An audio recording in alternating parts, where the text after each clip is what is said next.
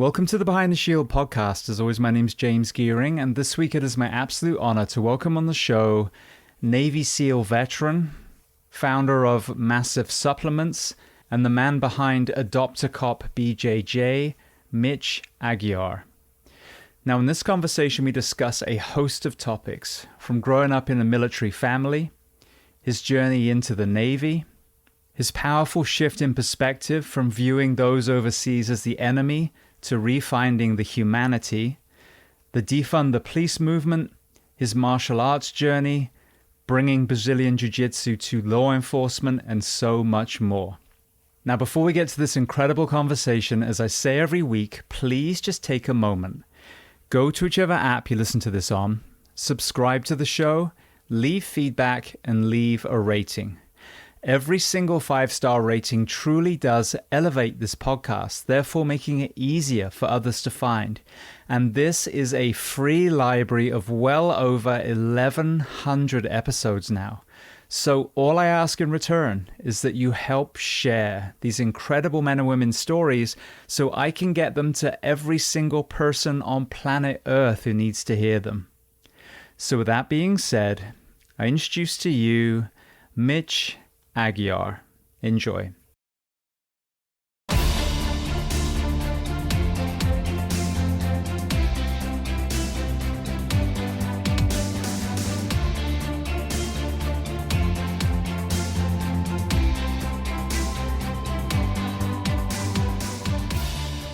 Well, Mitch, I want to start by saying two things. Firstly, to our mutual friend, Mark, for making this connection. And secondly, I want to welcome you onto the Behind the Shield podcast today.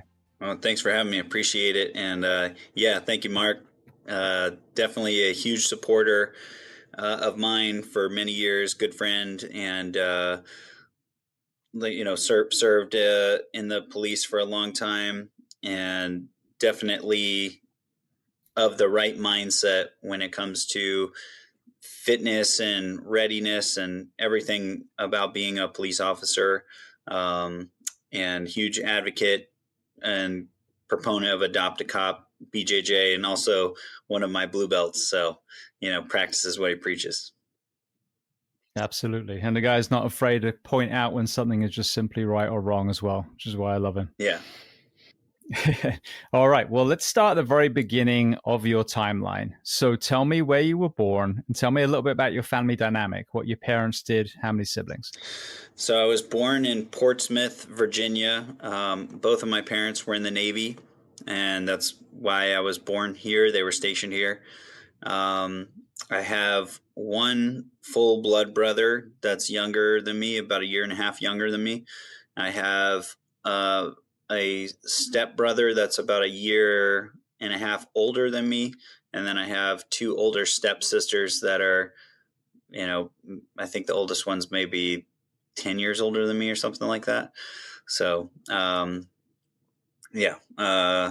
so five kids growing up, mixed household. My parents were divorced pretty early on. I don't remember them being together. And my mom got with my stepdad when I was in first grade, I want to say. So basically they, grew up with them. So that's growing up. Well, obviously you found yourself in the Navy. So as a child of two Navy veterans, what was your perspective, the pros and the cons growing up with parents in that service? I didn't really pay much attention to it, honestly. Because everybody thinks like the military, you're either deployed or constantly, on a mission or something like that. It's not like that. It's just a job. It's a normal job. I mean, it's not a normal job, but it's a job. A lot of ways it's a normal job, and unless you're on deployment, really. And I didn't really think too much about it. I was focused on being a kid, and I knew my dad was like some sort of soldier or something like that. Knowing now he was a combat cameraman attached with the SEAL teams. But at the time I just knew he was some kind of soldier. I knew he jumped out of scuba dived and, shotguns and stuff like that. But I wasn't really interested, to be honest, in the military. And, yeah, I just had no interest, and they both had brought it up to me, at different times. My dad more so, um, bringing it up as, potential career option. And I was just like, nah, not interested, not interested.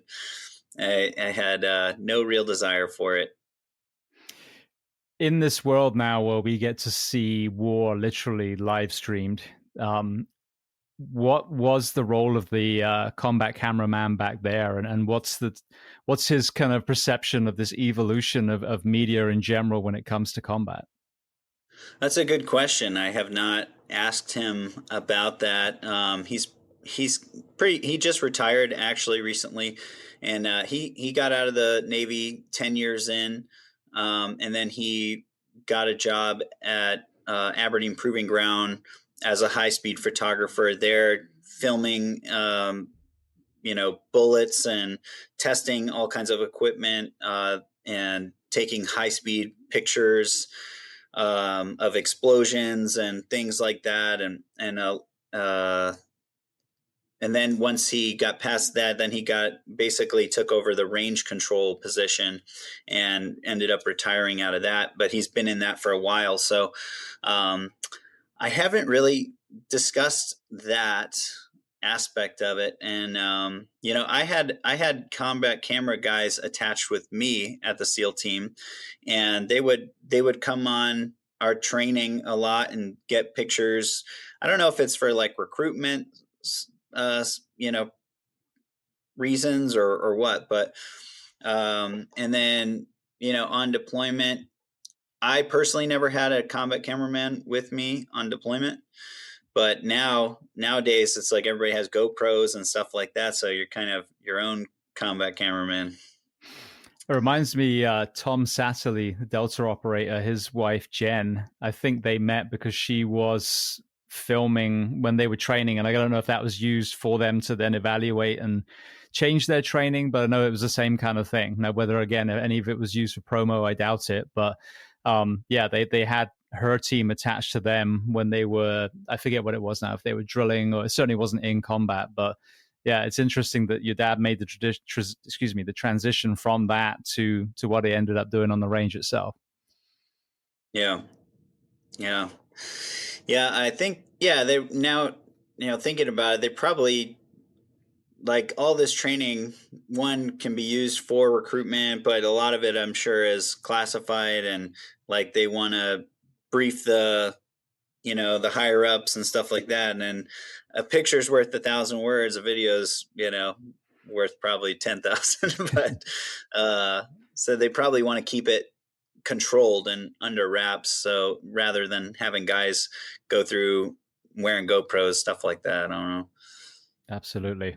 Well, what were you playing as far as sports and exercise when you were in the school age? I played a lot of sports growing up. Very briefly, baseball. Didn't really like it because there wasn't a lot of contact in it. I played football my whole life. Basketball. I played lacrosse. And yeah, that was pretty much it. And a lot of dodgeball. Were you exposed to martial arts when you were a kid, or was that just later in life?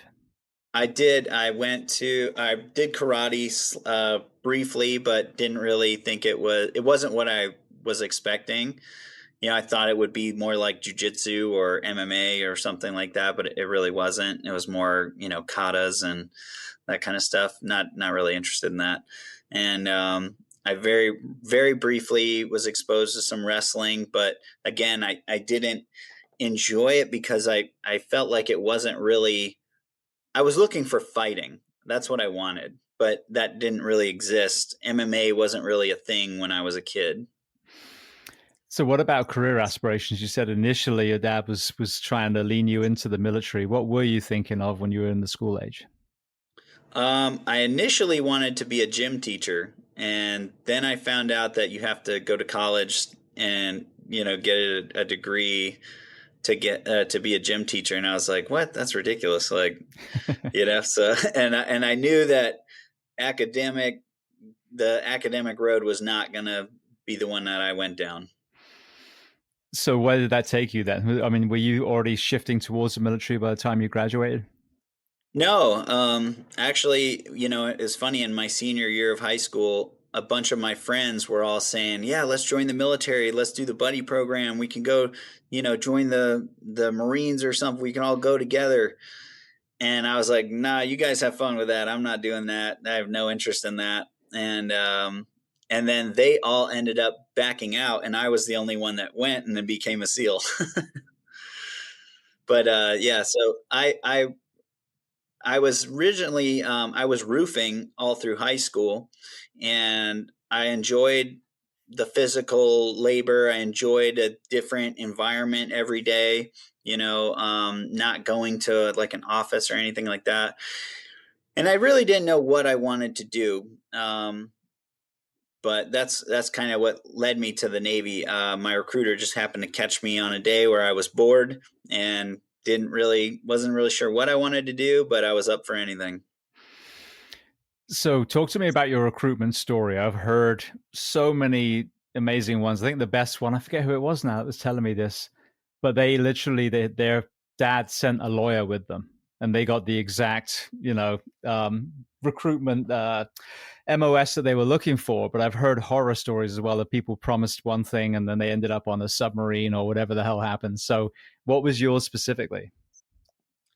Yeah, mine was not bad at all. Nothing, no kind of horror stories like that. I was approached by my recruiter. I was working at my mom and stepdad's. They had like a little gas station convenience store kind of thing, and I was working at. And the recruiter, like I said, just came in the store, and I had just graduated high school, so I'm their prime target, audience. And he asked me, he's like, "Hey, do you want to join the Navy?" And I was like, "You know what? Why not? Sure." And I'm thinking I could go see the world a little bit, get paid for it, and it's only 4 years. I could just go on a little adventure, kind of paid adventure. And he was like, "Well, you look like you're in good shape. Do you want to be a SEAL?" And I was like, "Sure, I guess." And I don't know what a SEAL is really. And the only thing I had ever heard about them was they were, or like I saw the commercial where it's at a beach at night and the clouds roll by the moon, and it gets dark, and then they pass the moon and it's bright again, and you see the footsteps out of the surf. And so all I knew was they were like some kind of sneaky guys, And my mom was like, "Yeah, Navy SEALs are like the rock stars of the military. If I saw you being in the military, I would see you being a SEAL." And I was like, "Okay, sure. I guess I'll be a SEAL." And that was it. At that point, prior to your whole buds experience, how well prepared were you at that moment as far as physical and mental preparation? I don't think I run further than a mile ever. I was into sprinting. I did sprinting for sports, but football and basketball, you're not running miles and miles. You're sprinting. It's start, stop, start, stop. So, yeah, I'd never done any kind of distance training. I had never swam, for any kind of distance at all. I've just swam in a pool with my friends, growing up, and sometimes the beach. So I would say I had no training, or I wasn't prepared at all. I literally, after he had said that, and said okay, and I said, "Yeah, let's do it." I met at his office, and I met a dive motivator, which is basically a SEAL recruiter, kind of, or the guy that facilitates your testing. And I went to the pool with him, and he taught me how to do the combat side stroke, which is required for the test. And the next day, I took the test and passed, and that was it. And then I got my contract to go to Buds and went to Buds. I've had many of your teammates or, fellow SEALs in general talking about the fact that there isn't like an ideal physical SEAL, but it's all about, what's between the two ears. And, that burning why, that refusal to quit was really the kind of common denominator. And again, not wanting to end up on a submarine. I've heard that many times. But like you said, you kind of found your way falling into this particular role. What was it that kept you, being successful when some of your teammates were ringing the bell? Well, I didn't even know what Buds was. I didn't know that I had to go to Buds. I didn't know that that was what SEAL training is. So I didn't know how hard it was. I didn't know it had this huge reputation. And then once my dad had bought me the Discovery Channel 234 videos, because I told my dad, I called him and said, "Hey Dad, I'm going to be a SEAL." And he's like, "What?" I'm like, "Yeah, I joined the Navy. I'm going to be a SEAL." And he's like, "You have to go to Buds, right?" And I'm like, "No, what's that?" And so he got me the Discovery Channel 234 documentary. And I don't know if you've ever seen that, but it's like a 6-hour documentary. And it covers Buds, which is more than 6 months, and 6 hours. So very, very sugar coated, but it gives you a pretty good idea of what to expect, or kind of showing you a little bit what to expect. And so when I watched that, I was like, oh shit, like this. This seems like it's going to be really hard and really suck. And just listening to all the attrition rate and everything that they're having to do. And like I said, I had never really run further than a mile before the PST, like that was 1.5 miles. And I was like, that was crazy. So then when I saw that they had to do 4-mile timed runs in boots and pants on the sand and everything, and I was like, dude, that's crazy. And and then Hell Week, really, when I like that became like my new obsession. I didn't really care about being a SEAL anymore. It was more about, can I even do this? Like I didn't know how hard this was, but I had already told my mom, I told my dad, I told everybody that, hey, I joined the Navy. I'm all excited. I'm like, I joined the Navy. I'm going to be a Navy SEAL. And so at this point, I've already told everyone. I've already said I'm going to do it. So what am I going to be like? Actually, I just watched a documentary and found out that I have to go through this really hard school, and I don't know if I can do it, and it looks scary. I don't want to do it. Like, I would just sound like a total bitch. And there was just no way. Like, I was just like, no, I'm going to go do this now. It sucks. Like, I didn't know what I signed up for almost, and I got myself into this, but it is what it is. I'm a man of my word. And that was what carried you through even the worst of times? Yeah, just because it became this kind of obsession, and curiosity. Like, I mean, I felt pretty confident my whole life growing up and pretty capable and athletic. I was, always a star athlete. I was a jock, and I never was afraid to try things. And I was, and honestly, that is what holds people back from succeeding more than anything. It's like doubt kills more dreams than failure ever will, right? Like, so I tried a lot of things in my life, and just simply because I tried them and gave effort, I succeeded. Not because I'm like this crazy freak of nature or anything. It's like, that's just how most things are. If you give effort, you'll generally, do well. And so I was just confident in that I could do it, but I wasn't sure because I'd never done something that extreme and that challenging. So it was like this curiosity of, can I actually do this? And, that confidence / arrogance, cockiness of like, I think I can do it, and I don't want to fail. like I've never failed anything in my life. So, and my parents always told me growing up, like, you can be anything you want in life. You just have to work hard and apply yourself. So I was like, well, here we go. Now we're going to see, and I just got obsessed with it. And I just kind of wrapped my head around, this is going to be the hardest thing ever, but you're just going to give it your best shot. Fire Academy is not the same as Buds. I'm going to acknowledge that at the front of the conversation. But I think a lot of people, especially young men, kind of want that rite of passage experience. And even though, martial arts and sports, they might somewhat, have an application of that. I think when you enter the military, when you enter the first responder professions, and you do have a solid, grueling academy, or in your case, selection process, I think there is that kind of feeling of manhood at the end of it, if we're being completely blunt. And then obviously when you go into the profession and you prove to the crew or the team or whatever you're assigned to, there is that kind of, in ancient times, you would have been a warrior or a hunter, but we don't have that in modern society. So I feel like some of these associated professions and their crucibles, are, the modern day version of the ancient rite of passage. Yeah, the agogi, Mm-hmm.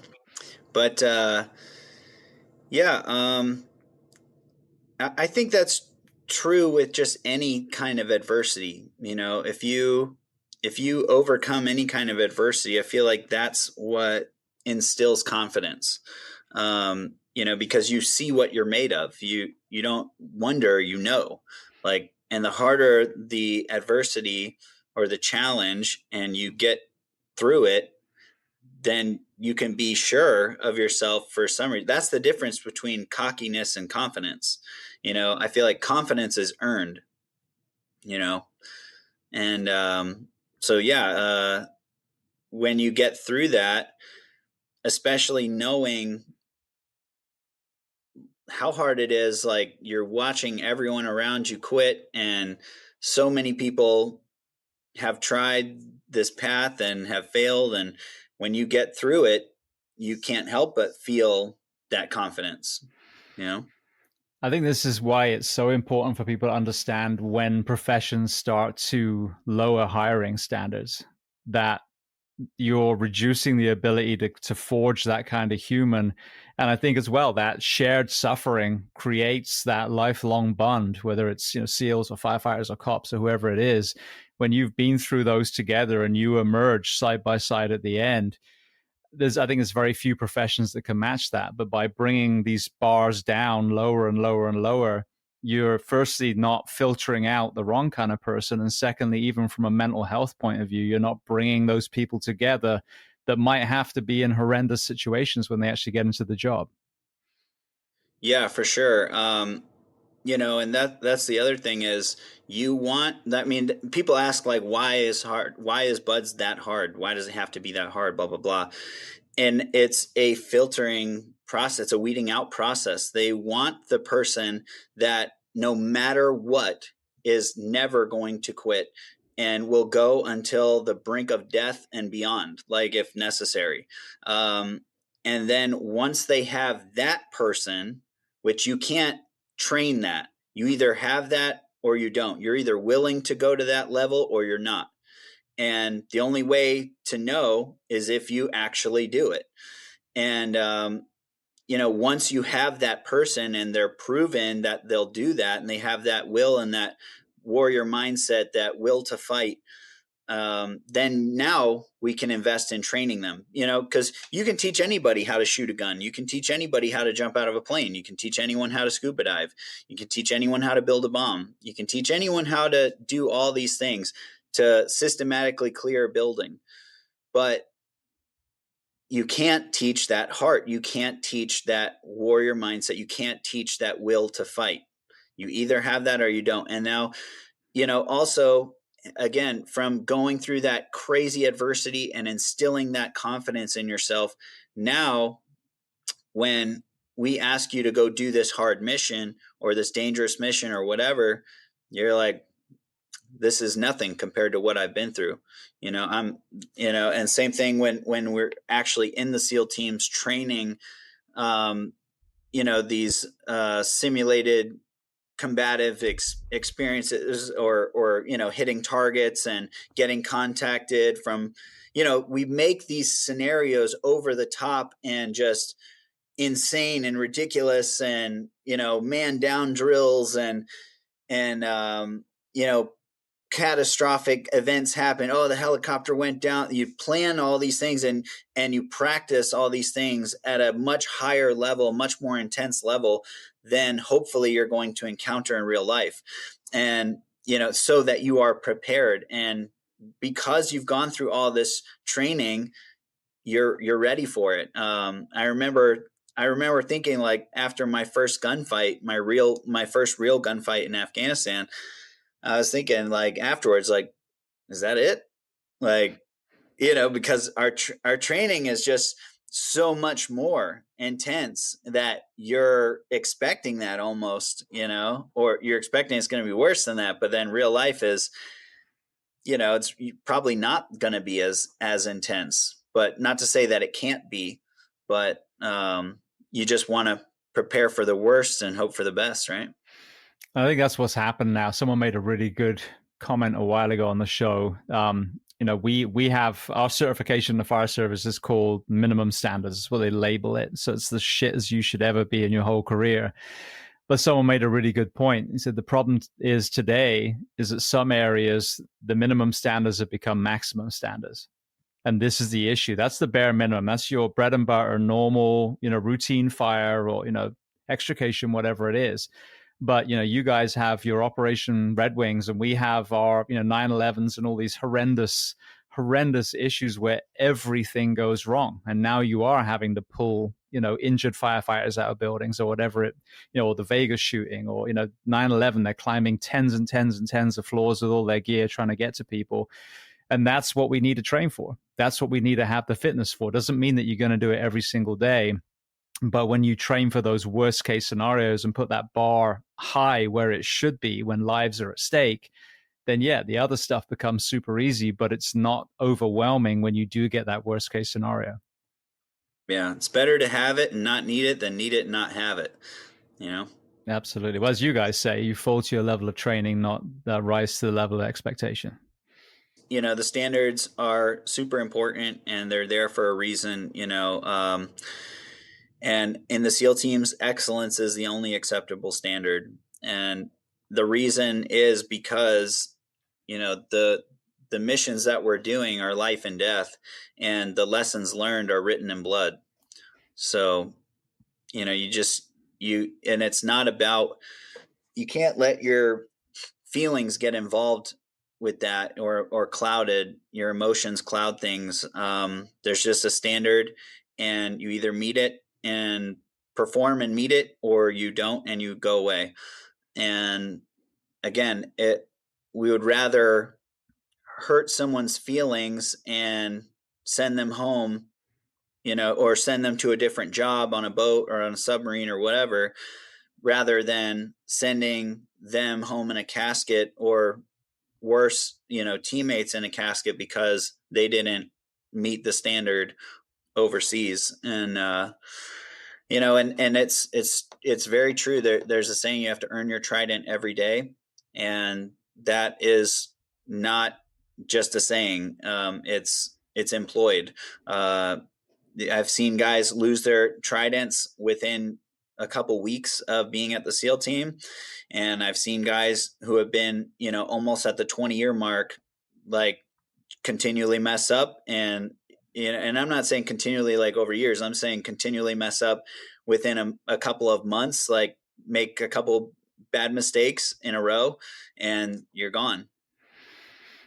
This is what blows my mind about fitness standards in police and fire. And again, I always preface this with the fact that, especially on the fire side, the work weeks that these men and women are asked to work at the moment are insane. They're, the recruitment crisis has asked our first responders to do, in the fire side, 80 plus hour weeks when there's forced mandatory overtime. That aside, though, the fact that there's such opposition to a fitness test, a punitive fitness test in police and fire, when, as I've used, your community as an example many times, and even the ocean lifeguards. I lifeguarded not on the ocean, but I did for a long time, kind of parallel to the fire service. And yeah, if you can't pass the, whatever it is, 6 month, 1 year requal for lifeguarding, then you're just not a lifeguard. It's that simple. And as you said, in the SEAL teams and Delta, if you're not meeting that standard, then you're dropped. But in police and fire, a lot of times, the last time people were truly held to a standard was in the academy. And that's insane. Yeah. No, I'll say this right here, right now, publicly and always. If you are a cop, if you're a police officer, or you are a firefighter and you are fat, you are wrong. You are absolutely wrong. You should be ashamed of yourself, and your friends around you, your coworkers, everybody should be fat shaming you. And you should not be a cop or a firefighter if you're fat, period. But I know they're out there, and you should do better. Like, you are putting yourself and others, more importantly, you're putting others, your coworkers, at risk. Because if you go down in a house as a firefighter and your fat body is now become the biggest liability, and because you can't leave your buddies behind. Like, that's rule number one. You don't leave your buddies behind. And now you are going to potentially cause someone else to lose their life because you are not disciplined enough and not professional enough to not put so much food in your face. And it is literally that simple. Weight loss is not rocket science. And it's a caloric deficit, taking in less calories than you're burning. And if you're too lazy to work out and burn the more calories than you're taking in, then you need to be disciplined on your diet and not take in as many calories. It's literally that simple. And there's no excuse. There is zero excuse for it. So I have zero sympathy for it. I have zero empathy for anyone who is overweight, because, and I don't want to hear it. Like, yes, there are a handful of people, a very, very small percent of people that, have medical conditions or something like that, that for some reason make them heavier or whatever, or harder to lose weight. Great. You shouldn't be a cop then. You shouldn't be a firefighter then, if that's you. And again, I don't care about your feelings about this, because there's this job requires you to be at this level physically. You have to be ready, not just for you, but for your teammates as well. And, it all comes down to discipline. Your physical fitness is your responsibility, and it is absolutely in your control. And there is zero excuse for it.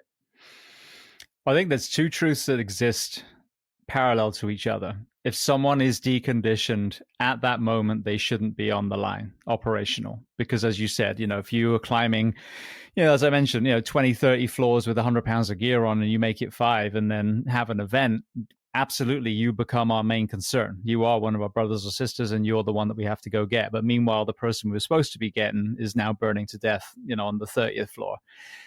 Parallel to that, the environment that a lot of our first responders are worked in do set them up for failure, truly. The sleep deprivation, does create all things from diminished testosterone to weight gain to all the things. Now, I'm sitting here, obviously, still in good shape. So, but sadly, I think it's more an exception than a rule, especially when at the front door, these professions haven't put a fitness standard, and therefore put the support to maintain that fitness standard. And this is where there's a huge difference between special forces, special operations, and police and fire. Is, you talk to, I've had them on the show, strength and conditioning coaches and PTs and nutritionists and all these people that are forging performance from your teams. The conversation with us is just, well, let's try and get them not to die as quickly. That's it. So massive chasm between the two. So I think when we address both, when we stop hiding the fact that there's a point where a first responder needs to be taken off the line until they do get back into the right shape, that absolutely has to happen. But also we have to, which is what one of my missions is, fix the working conditions, the work weeks, so that we're not driving these men and women into the ground. We do both of those at the same time and put that bar high where it's supposed to be. I guarantee you 10 years from now, you won't see deconditioned police of fire anymore. And there's no downside, because you have people that can perform, and then you forge longevity into their career and beyond, having a healthy retirement. Yeah. Yeah, I mean, I don't know. It's like if you break your foot, you can't do the job. You have to sit out for a while. Like, okay, that's just how it is. If you're fat, you can't do this. Sorry. And why would you want to? Like, it blows my mind that like a fat firefighter would want to be a firefighter. Like, this is not a video game. It's not a movie. It's real life. Like, you could go down from the smoke or get whatever. You could become a casualty at any point during an actual rescue mission. And if you know that you are fat, now it's like, now you're relying on your buddies. Like, are they strong enough to actually get me out? Like, does that not cross your own mind? Or like, and I know it has to, but if you're ignoring it, again, that's just you being lazy and selfish. And I think it's horrible. And then as a cop, like, I have Adopt a Cop BJJ, my charity. I think it should be mandatory for all police officers to learn Brazilian Jiu-Jitsu for the same reason. Like, you are in this role. You are in this role where you're going to be potentially in combative situations with other human beings, and you have a gun on your hip that can easily be taken away from you if you become on the losing end of that grappling scenario, which, by the way, would be effortless if you come across somebody who does jiu-jitsu. So, I think if you do that job, you should understand the responsibilities that come with that job, and that needs to be one. 100%. Fitness in general needs to be one. And it's like, what the job that you're signing up to do is, right? So you need to know and look at the responsibilities and willingly take them on. Like, I wouldn't sign up to be a head chef at a big party, an elegant party or something like that, because I don't have those skill sets, and I know that I would need to possess them. That would be my responsibility to provide good food and everything. That's not something I know or I'm interested in performing. So I wouldn't be that role. I wouldn't be that job. Same thing with a police officer or a firefighter. If you're not willing to be fit, if you're not willing to do the necessary things to, fulfill that role, then don't be it. You can be anything else. And I'm not saying you're a bad person. I'm saying you're a bad cop. I'm saying you're a bad firefighter if you are fat, and you are not capable. So again, not saying you're a bad person. There's plenty of other jobs. Go do any other job, but don't do these ones, Yeah, no, I agree completely. Well, you mentioned martial arts. So as we're progressing through your timeline here, you've entered the SEAL teams now. When did you first become exposed to MMA or Jiu-Jitsu? I actually first became exposed to jiu-jitsu in third phase of BUDS as a punishment. One of our instructors was into jiu-jitsu, and he made us hit the surf and get wet and sandy, and we were practicing passing guard, wet and sandy, which, if you know anything about jiu-jitsu, passing guard, it's very intimate. You're grabbing each other and trying to resist, and trying to get around each other's control. And when you're wet and sandy, it's like sandpaper. So it was not the most comfortable scenario, but I was like, oh, this is kind of cool. Like, I want to learn this stuff more. And then, yeah, so fast forward, ended up training with friends and stuff. And then I actually got serious, joined an academy in 2012, started competing. And I started competing in MMA shortly after I started jiu-jitsu, at the academy, and then started really taking my martial arts serious. And eventually became a professional MMA fighter and, competed in Jiu-Jitsu. I've been competing since 2012, still am. And it really changed my life for sure. As you progress just now through, the SEAL lens, how, if any way, did the MMA training that you did factor into, your job in a uniform itself? So it it definitely factored in, not so much overseas, because overseas, I had not a ton of experience with martial arts when I went over to Afghanistan, because it was kind of early on. I had a decent amount, but not like an expert or anything. But I did a lot of prisoner handling and everything overseas, and had a little bit of knowledge with the martial arts and jiu-jitsu. But it wasn't really until after I did a couple deployments and I took over the combatives program, because at that time, I'd been doing jiu-jitsu for, I don't know, 5 years, something like that, 6 years, and fighting, and we just didn't have a great combatives program in the SEAL teams, which always blew my mind. And I was like, you know what? I think I could make a good combatives program. And so I pitched that, and at first I got denied, but then oddly enough, my command master chief ended up at one of my fights. And I didn't say that I was a fighter or anything. I didn't tell them that. And his son was a big MMA fan, and they were cage side at my fight. And so I came out. I was the main event, and did my fight, won my fight.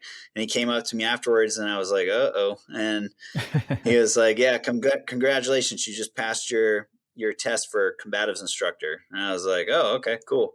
And then so then I put on the combatives program, and I was literally just me. I was the program manager, and I wrote the curriculum A to Z, and and employed that. And it was a fantastic course, and I got tons of nothing but positive critiques from the newest new guy to senior dev group guys. And my then boss at the time was a former Red Squadron dude, been there a long time, SEAL Team 6, and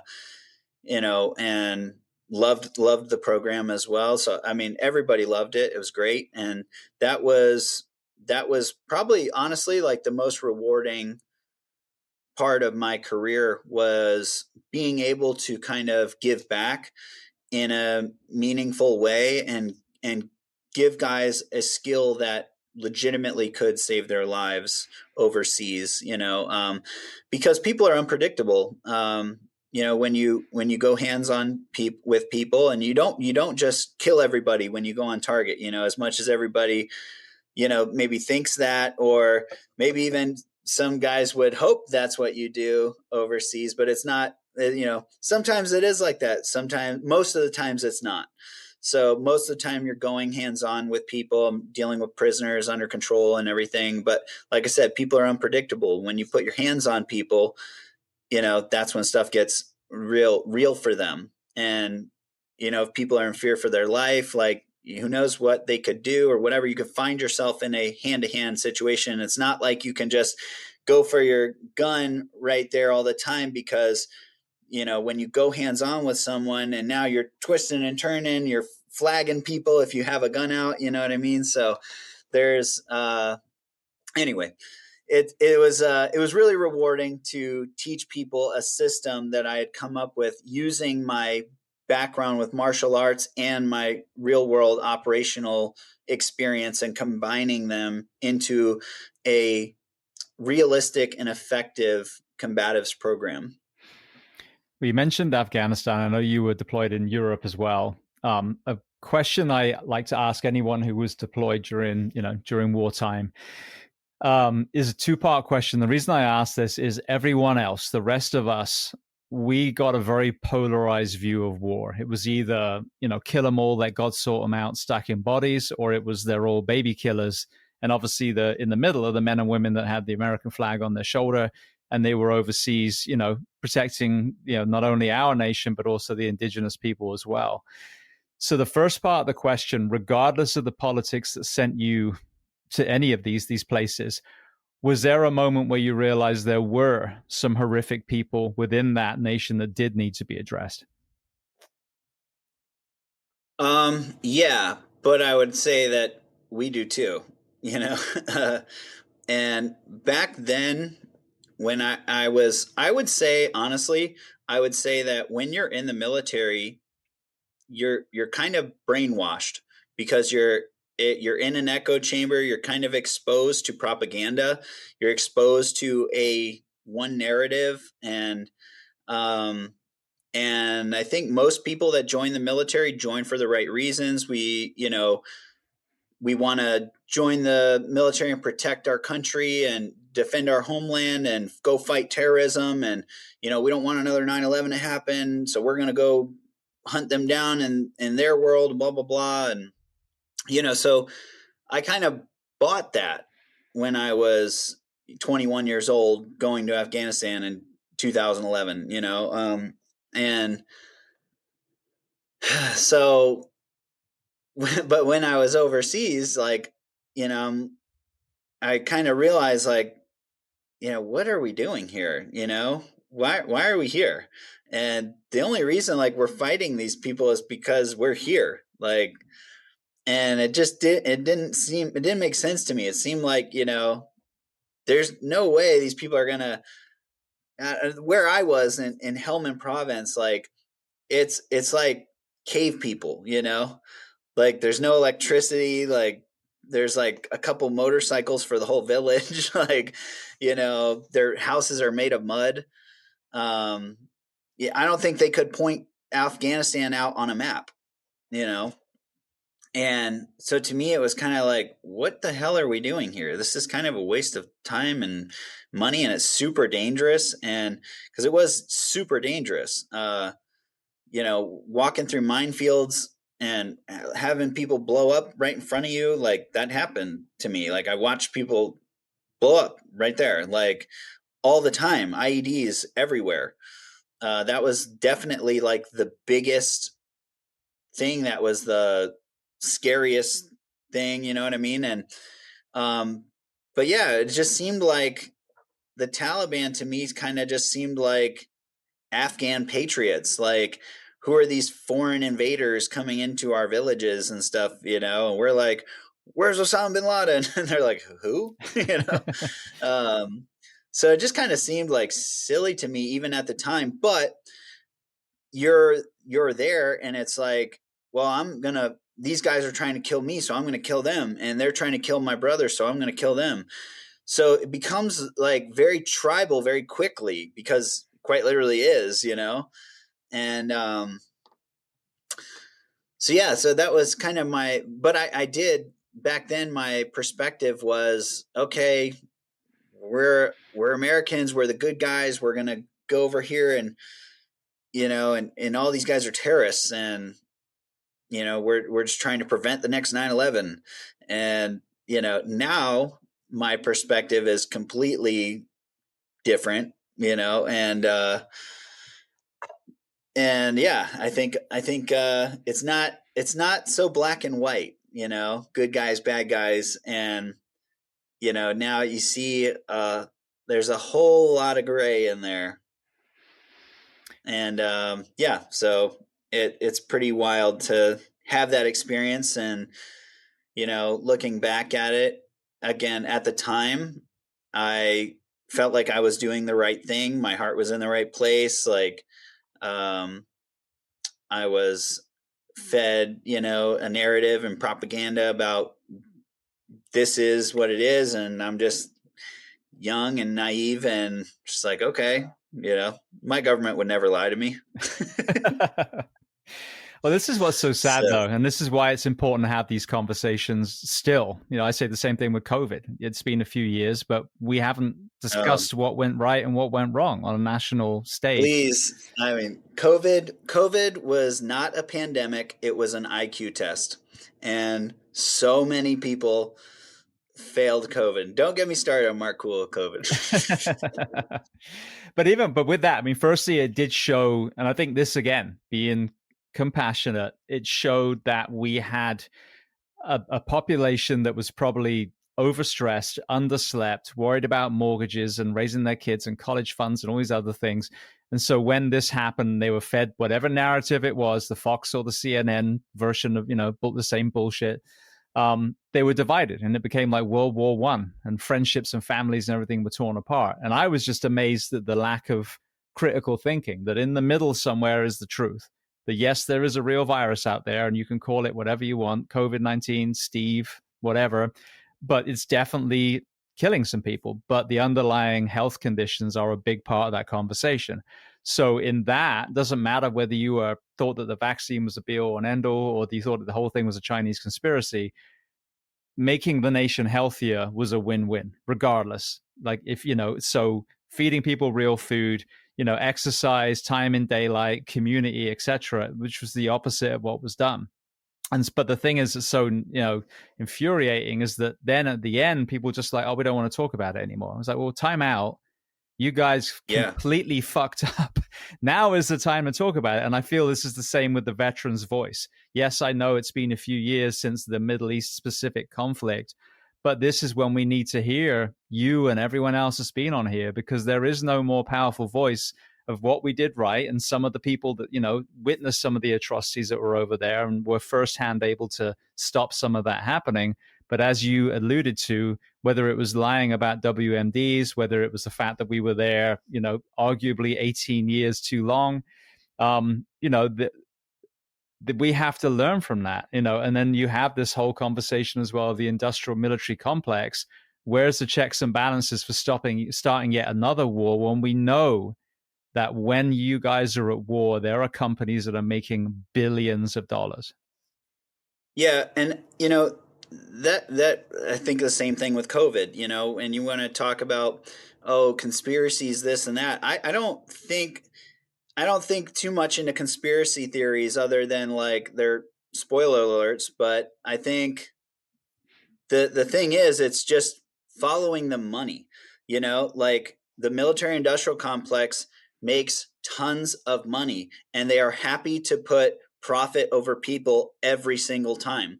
And they do not give a shit if millions of people die and they make billions of dollars. They do not care one bit. And I don't think that's a crazy conspiracy. I don't think it's a crazy conspiracy to think that the pharmaceutical industry also does not care at all. And it will put profit over people every single time. And that's not a conspiracy. That's not a wild, crazy thought, like evil people that care about money and just getting rich, and they exist and are in places of power, like because they have been so ruthless and so willing to just harm or destroy anything or anyone because they have zero loyalty to anyone or anything other than wealth. And I think people are naive if they don't think that that's the case. And yeah, COVID really changed everything for me in my life. Really opened my eyes to everything. And yeah, it's sad. And it was really sad to see how quickly and how easily Americans just simply folded to the flu. And I get, yeah, COVID was real. It did kill people. It killed my uncle. And I still have these feelings, that does not matter. Like, and yes, it sucks. I hate that my uncle died from COVID. Does that mean that everything was justified? Absolutely not. And you know what? People die from the flu every year. Mosquitoes kill 750,000 people a year. Heart disease kills 700,000 people a year. I don't care. Like, that's, unfortunately, that's a part of life, and to see everybody in the greatest country on earth that is supposed to be free, just willingly give up their freedom that hundreds of thousands of millions of people have died for, and you just willingly give them up over the flu. Something so deadly you might not even know you have it. And like, I just couldn't believe it. And yeah, and it was like pretty obvious if you had half a brain cell that this is really only affecting, obese people and people with pre-existing health conditions. But it's like, you know what? Those people are already at risk in life in general, like, so why should everyone stop what they're doing and everyone like disrupt the entire world? And like, the effects that we're going to have on these kids that are having to go through, wearing masks and being afraid of this invisible thing. It was just, I can go on and on and on and on and on about COVID. It actually lost my platform. I lost my Instagram that had almost 400,000 followers, and I built my built my total business off of it.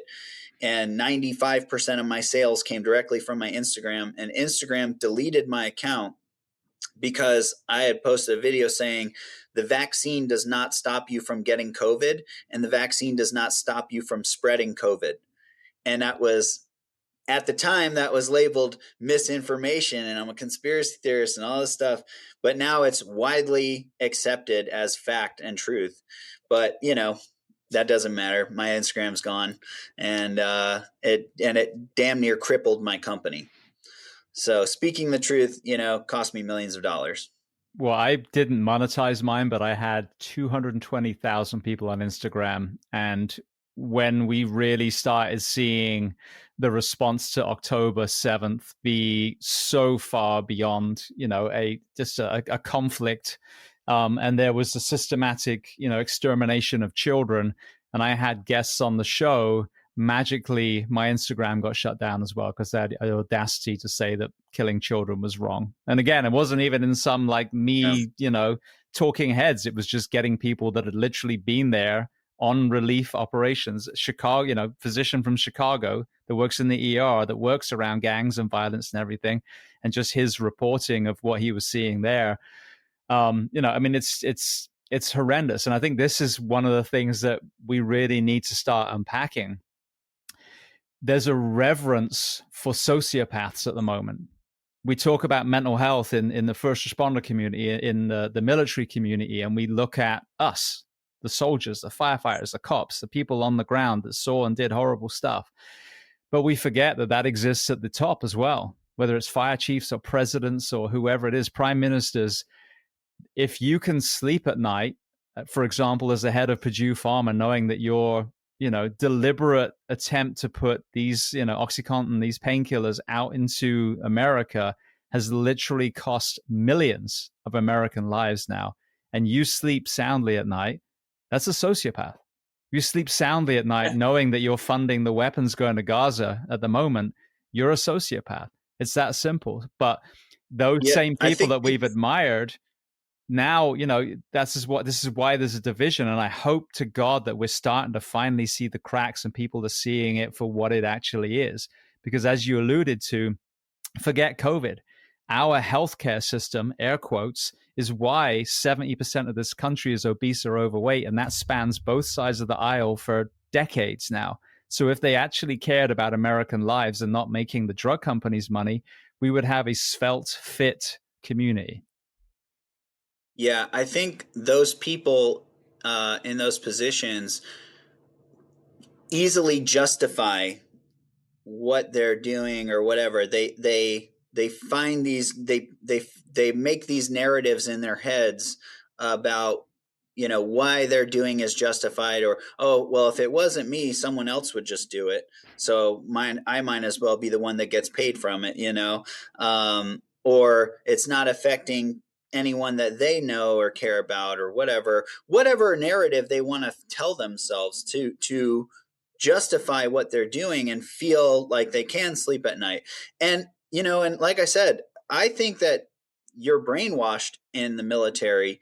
And that's speaking from experience, being a SEAL. Like, I went through it right after high school, like I said, and all day, like in the SEAL teams, like training, I'm going in a house, like shooting like targets that look like, Muslims with headbands on, terrorists, Taliban, whatever. We're constantly doing, practice missions with people dressed up like real role players, dressed up, to look like Taliban, whatever. And I'm just going in, day after day, killing these people. These are always the enemy, blah, blah, blah. So, and also the tribalness of your friends are over there, and it is dangerous as hell, and people are really dying and getting killed and maimed for life, and it pisses you off, and you want revenge, and you want to go over there and kill all them. So it's like it just becomes like team, I'm going to kill everybody. Like, when I was there, my mindset, truly was, I don't give a fuck. Kill all of them. I don't care if they're kids, women, like they're terrorist eggs. Like, I didn't look at them as humans. So it's crazy but and again, you're thinking like you're the good guy. Like, I'm taking out terrorists, and this culture is just, there's no saving it. And, they're just going to grow up and be terrorists. So you might as well just kill them all.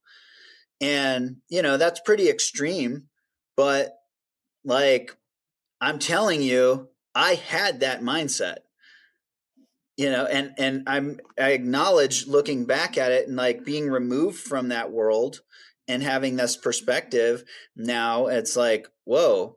Yeah, I really did have that mindset. I had the mindset of, I don't care if all of these people die. Like, they're not people. They're just targets. They're tangos, you know? And now, like I said, my whole perspective and everything has changed and shifted to where I'm like, no, those are human beings. Those are all human beings. And this war is fucking retarded. It's like absolutely insane. That, like, war in general is insane when you think about it, and like these, especially these religious fanatics, like with Gaza and like the Jews and Israel and the Muslims and, the surrounding countries, and them wanting this land that was promised to them and holy land, and they're willing to like kill each other over this. And it's like, your religions literally share the same God. Like, and it's like, do you think that God, your father, like made in your image, whatever, do you think that it makes him happy for his children to kill each other in his name? Like, that's the craziest shit ever to me. And it's like, you guys are fighting about this, like, potential afterlife. Like, maybe this thing might be, maybe not. And it's like, that's the craziest thing of all. It's like, you're actually here living a real life right now. You're a human being. They're a human being. You both bleed. Like, that which is most personal is often universal. Most people just want to live a good life and be happy and experience love and, have a good time, like have a good life. And these people are so hung up on like a potential afterlife, something that isn't literally, like, it's literally not guaranteed. We don't know for sure what happens after you die. The only thing we know for sure is we don't know for sure. And if they tell you they do, they're full of shit. Okay. And I'm not saying that like faith is a bad thing, but it's literally requires faith. And if you don't know what faith is, it's trusting that it's not going to happen when you don't know for sure that it is. So it's like, this is all just insane when you think about it.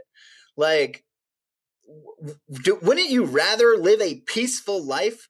Just like, oh, okay, your skin color is a little different than your pigment's a little different than mine. Like, we have a little different DNA, different heritage, where our cultures are a little different. You're still human at the end of the day, you know? So now, like I said, my whole perspective on everything has just totally changed. And like, I've it's crazy that I had that mindset back then. But that shows you the power of propaganda. It shows you the power of narrative, and collective, like when you kind of get that hive mindset and these echo chambers, and and you kind of like, you think about, like, if you think about the Holocaust and everything, or I know some people don't believe in the Holocaust, or that it was maybe potentially exaggerated and stuff like that. And I think that's totally possible, because I think history is written by the victors. And, it's also, again, COVID is a perfect example of that. What are the history books going to say about COVID? Or, is it going to say, yeah, it was this crazy deadly pandemic and it was, all this thing, this, that, and the third, when it's like, no, that really wasn't. Like, it was absolutely ridiculous. And you know what I mean? That's my point. But so I don't know. I wasn't there. I'm not. You have to do your own research and trust your own sources. And, I don't think a lot of people are willing to do research, and they just kind of are lazy and will just go with whatever they're kind of fed.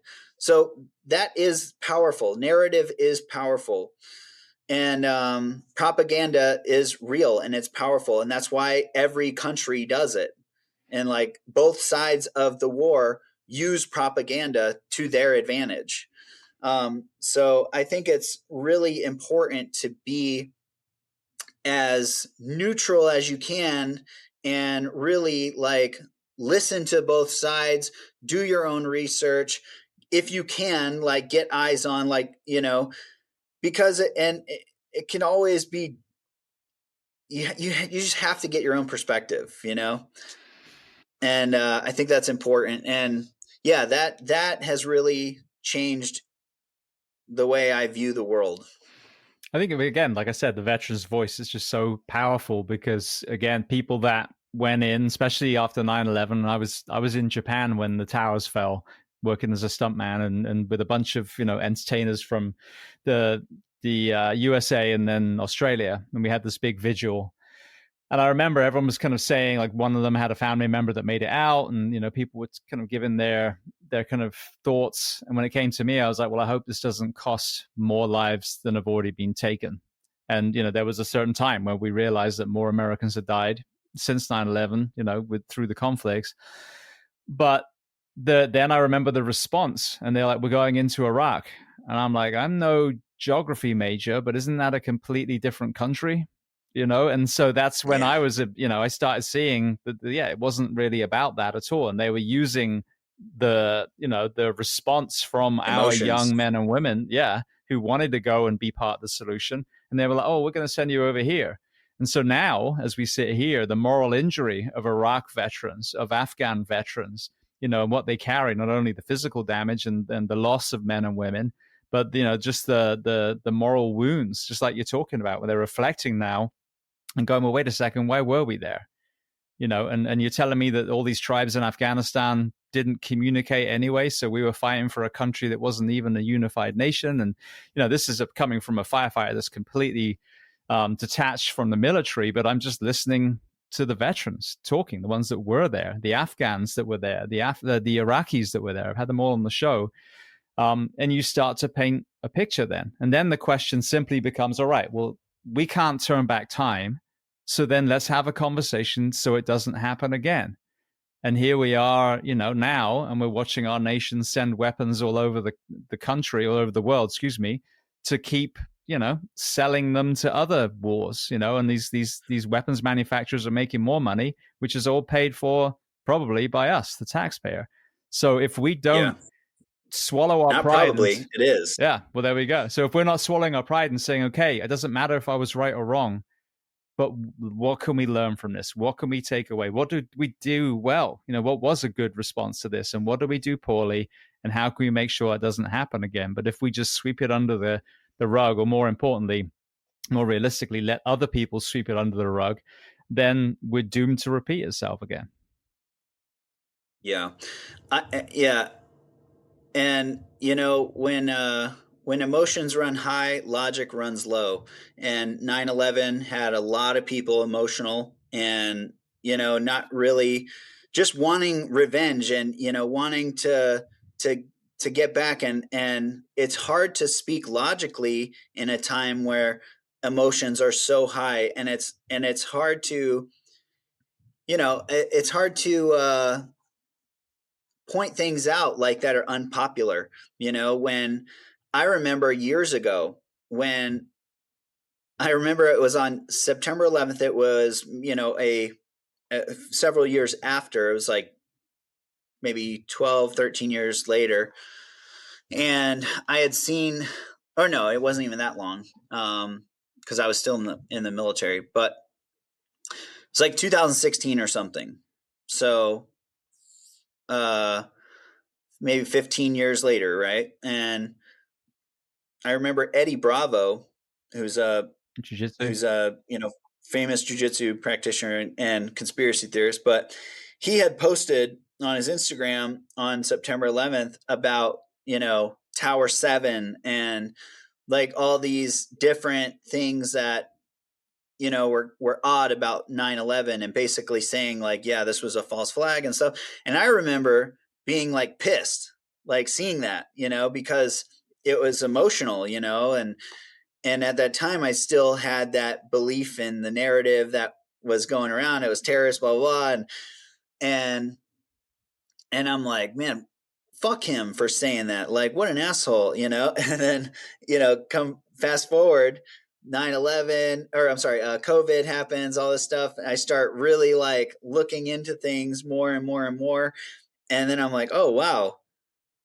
Yeah, that is odd. Like, you look into Tower 7 and you look into all this stuff and you're like, okay, yeah, this doesn't make sense. Like, and you can start looking at it from a different perspective because you're not clouded by emotion, and yeah, that you just like, and then you look at history about false flags and how they're used and like how wars are fought. Like, there are tools of war. Propaganda is a tool, a powerful tool of war. False flags are powerful tools of war, or strategies, So, yeah, it's pretty wild to look at all that and see.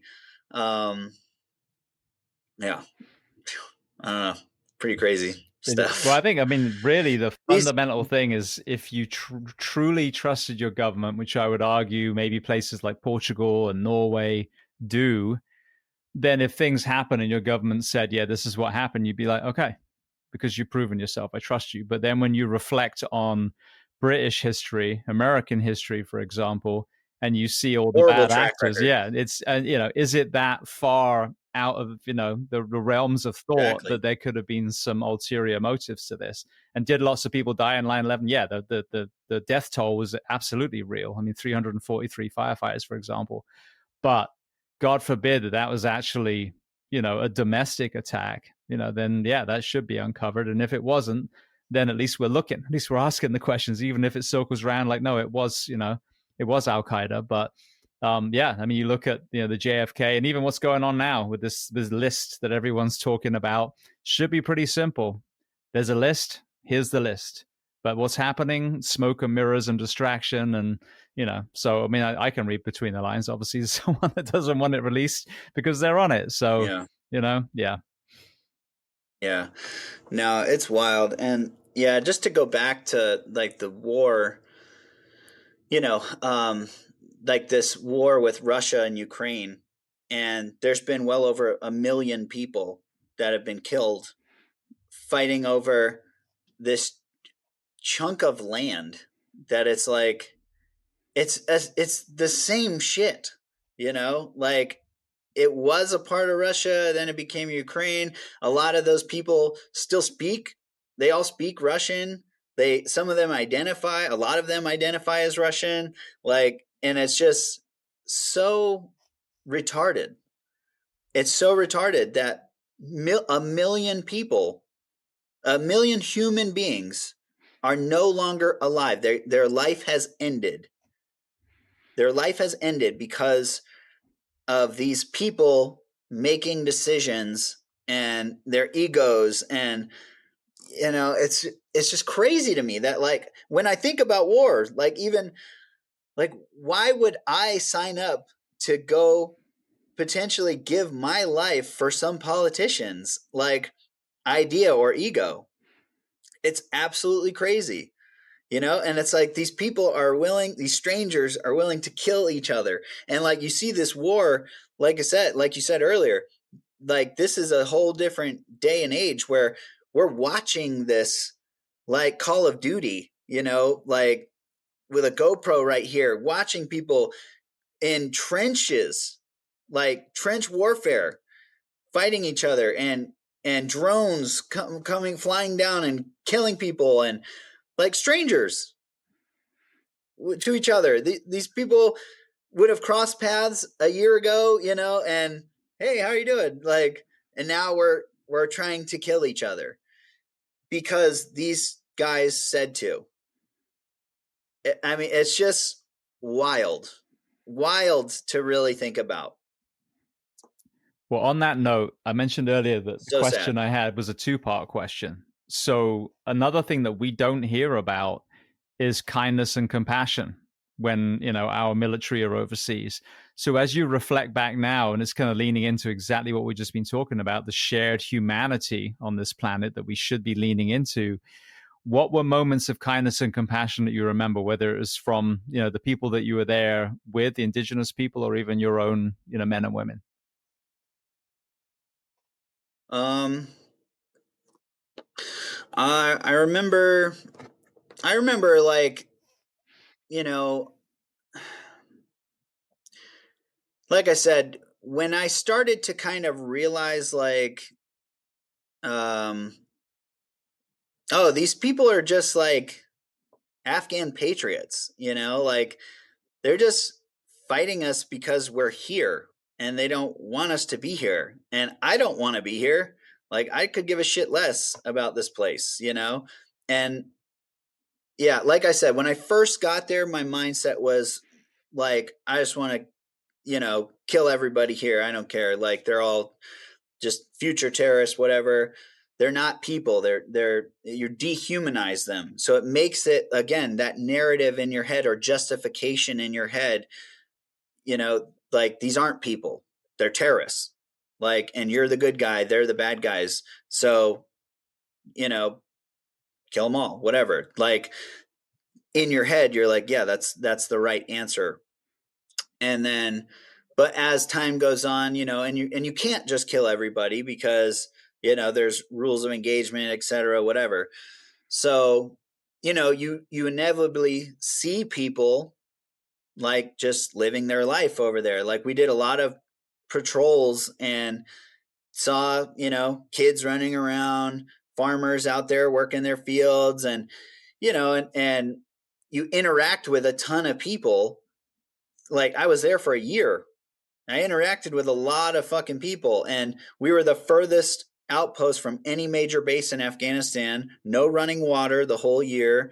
Our food was airdropped into us, like, hard living, like pissing and shitting in a bucket and burning it, the whole time. And so and these villagers, they don't have electricity.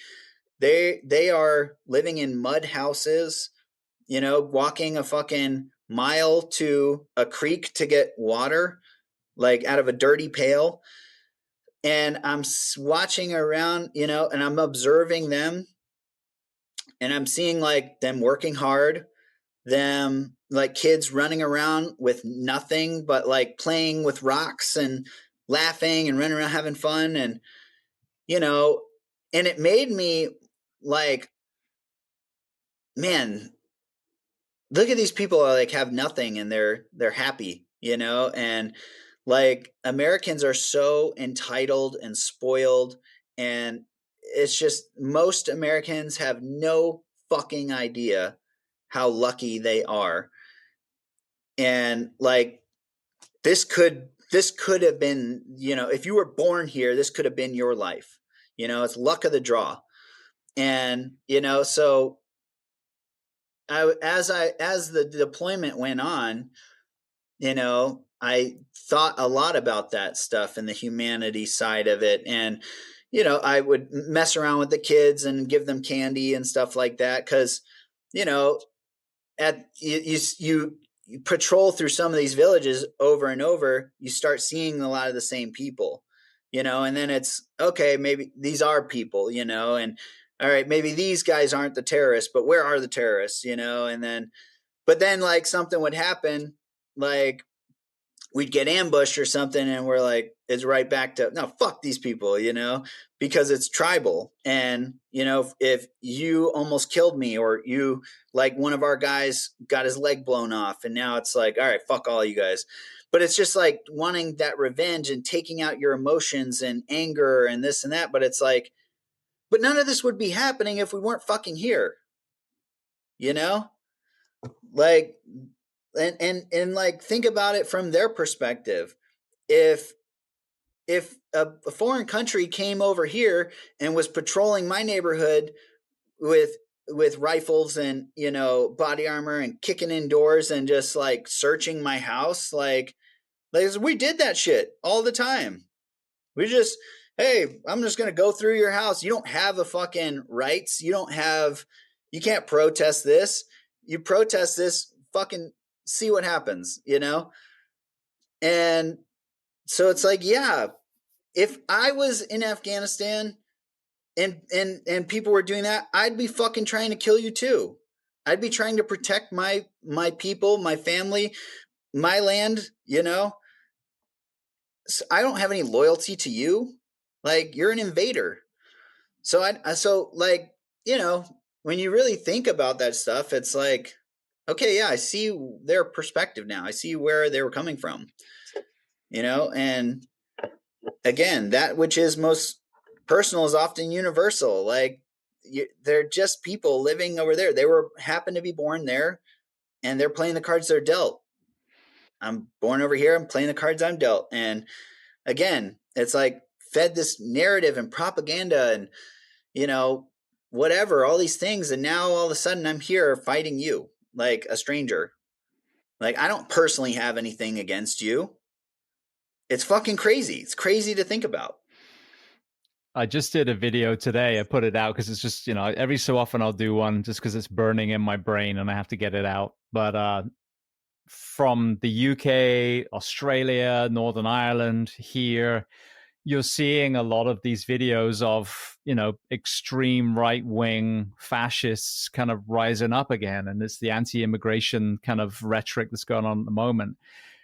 And I feel like this is a Hail Mary now because this kind of deliberate division from politicians and news outlets and, you know, corporations to keep people at each other's throat. The cracks are showing. They really are. And, you know, but now there's this, you know, this anti-immigration and this kind of racist feeling in all these areas. But pan back. Is it millions of people? No, it's a group of about 100 dickheads congregating with whatever flag and trying to turn a national flag into a symbolism of nationalism rather than patriotism. But people have to realize that there are extremes on both sides. And let's say it's 10% on each side, extreme right, extreme left, which ironically is a circle, and those two meet. If you follow them around, they're the same kind of shitbag. But people forget that means there's 80% normal people in the middle. So we far outnumber this extremist voice. But That's not what's on Fox. That's not what's on CNN. That's not what you're hearing from the Democrats or Republicans, because they want you to be divided, or devoided probably is a better term. So they can carry on their kind of rhetoric, so they can keep splitting us apart and keep hiding these things that we've been talking about and keep causing wars and all the other areas. But I really believe that we are at the beginning of an awakening. And I hope to God, I'm an incurable, angry optimist, but I think people are starting to see the bullshit now, post-COVID, post these two wars, where they realize that their politicians from both sides have lied to them for years and years and years, where they realize that our healthcare system is completely fucking broken and it was never about the health of the nation.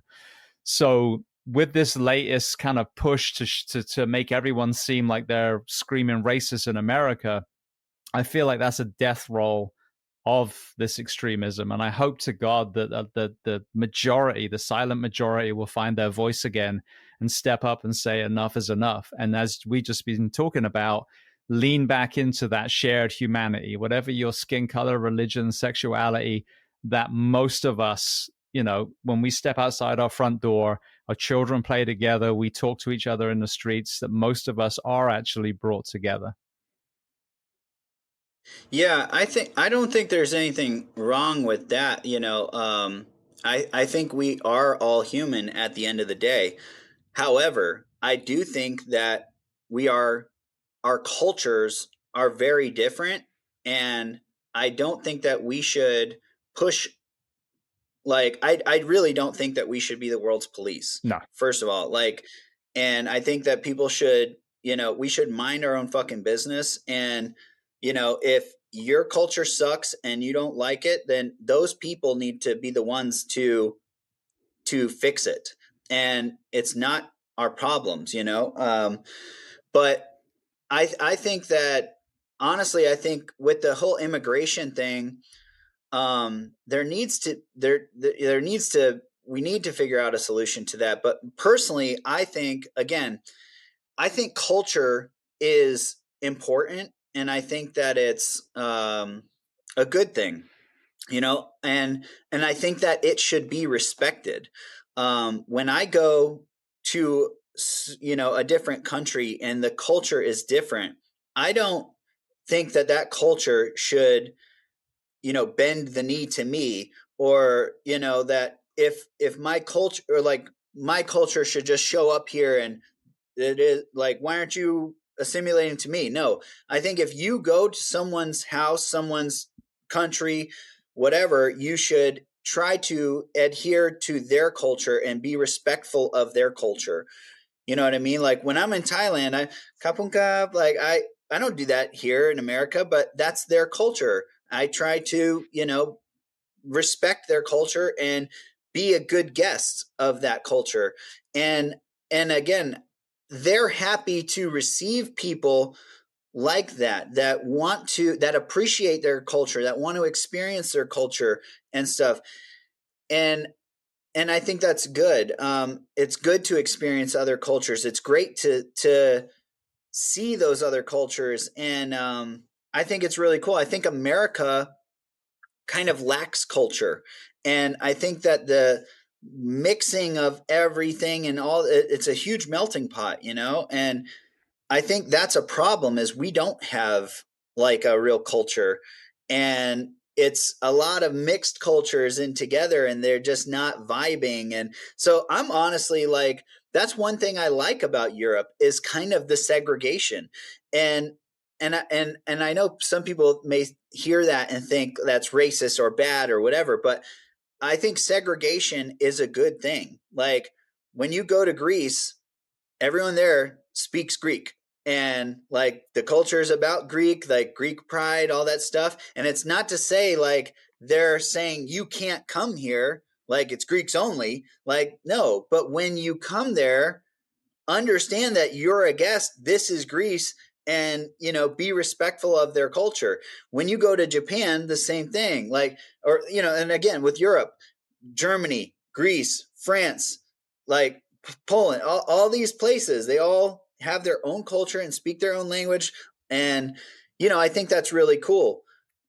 When you come to America, it's just a free-for-all, sort of like that, and And again, so with the migration and immigration stuff, and if it's just out of control and there's no rhyme or reason or anything, I think it pisses a lot of people off. And I can see that. And I can see why, if, if certain cultures came here in America, like Sharia law is not, that's not the norm here in America, So if you start seeing, men start stoning women, you're going to be like, what the fuck are you doing? Mm-hmm. You know what I mean? Like, and that wouldn't be tolerated. You know what I'm saying? But I don't know. It's not our culture. I don't know. So I think that the immigration stuff is a problem because there is not we don't have like a set culture for people to kind of assimilate to. We kind of do in a way, but we kind of don't. Would you agree with that or no? Yeah, I mean, that's an interesting point. I think that the enemy of creating a culture is that pigeonholing, where I'm this American, I'm that American, rather than saying I'm American, because you, as you said, you share that humanity first, but then you celebrate your differences. Okay, you're from the Sudan, you're from the UK, you're from, Cape Town, whatever it is. But it's when I think people are like, yeah, I'm South African and I live in America, I'm Irish and I live in America, or I'm, Mexican, I live in America, and that's the flag that you're waving. I'm both. Over my left shoulder is a Union Jack, but I wore an American flag on my shoulder for 14 years in uniform, and it's both, and it's okay. But if I was to fly a flag outside my house, it would be American because that's where I live. That's my home now.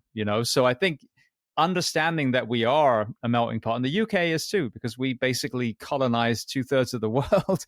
And so now when I go home, it's a beautiful tapestry of all these cultures from around the planet. But, it is England, Ireland, Scotland, Wales. There's still those countries. And I love it when you see people of all backgrounds and faiths with a Welsh accent, with a Scottish accent, because they are from that place. But you're right. But I think if we see the humans first, and we also acknowledge that this was a country built on immigration, and we acknowledge that there are a lot of people from around the world that, we took advantage of back in the past. And so now, have a right to be in this country too. But at the same time, as you said, then having that assimilation and being part of this country. And I would argue that the issue is that we haven't had anyone leading in this country for a long time. So it's promoted this fragmentation, again, whether it's COVID or the Afghan war or defund the police or whatever it is. It's been very divisive for a long time. So if we had a true leader that pulled everyone together and to your point, asked people that weren't conforming in any way, shape, or form, or even a threat to this country to go back to where they came from, then I think you would have a much more cohesive America. Yeah, I think again, I'm all for segregation in the sense of like, and it could be if you only want to be with this certain type of culture, like this is the culture we agree on, send people there, go there if that's what you align with, because that would be harmonious. Now, and these people who are the exact opposite, put them over there. Like, great, all you guys can hang out together. You can be in your echo chamber. You can just, hate everything all together the way you want, but stay in your area. And then like we have the 80% here that coexist and we don't care and it's all good and it's all good vibes, but don't come into our bubble and well, we hate these people. Hey, you stay over there. You're in your bubble. You guys hate everything over there. That's cool. And same thing over here. And then when I come here, I'm not going to come over here and preach about kumbaya and all this stuff because it's understood that you guys don't fuck with that, And it's like, don't come here and try and change our culture. Like you leave, you do you, I'll do me, right? What you eat doesn't make me shit. Like, and I think there just needs to be more of that, and it's okay. It's okay. It's okay to have different ideas. It's okay. Like but the problem is when you try to assert your stuff on others, that don't want it.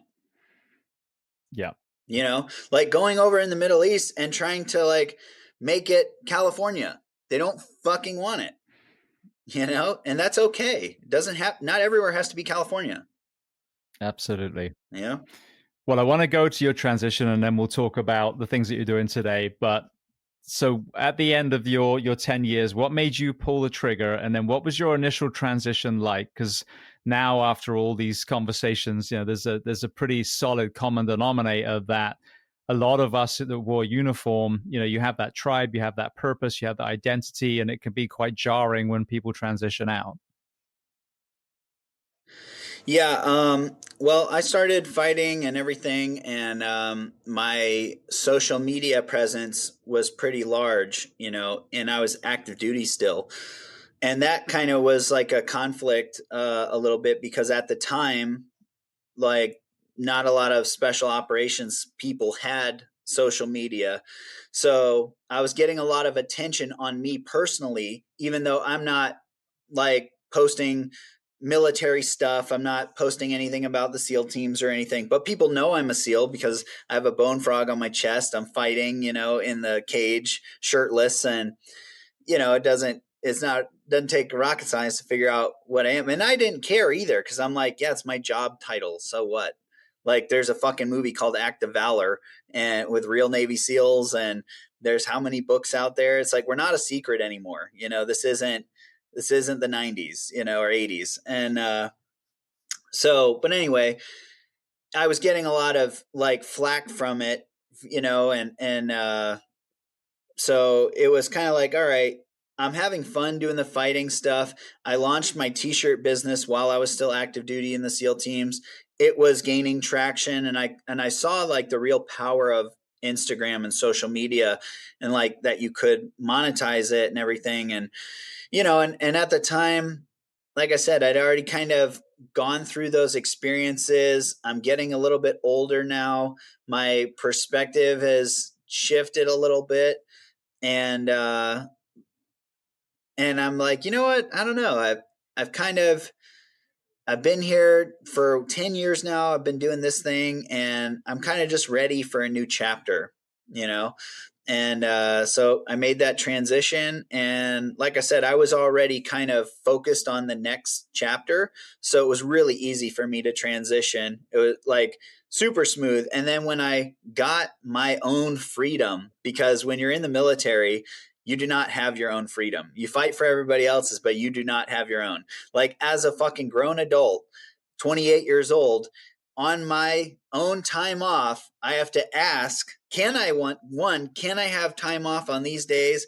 And then two, can I go to this place because it's further than 100 miles? Like, pretty please, will you let me go?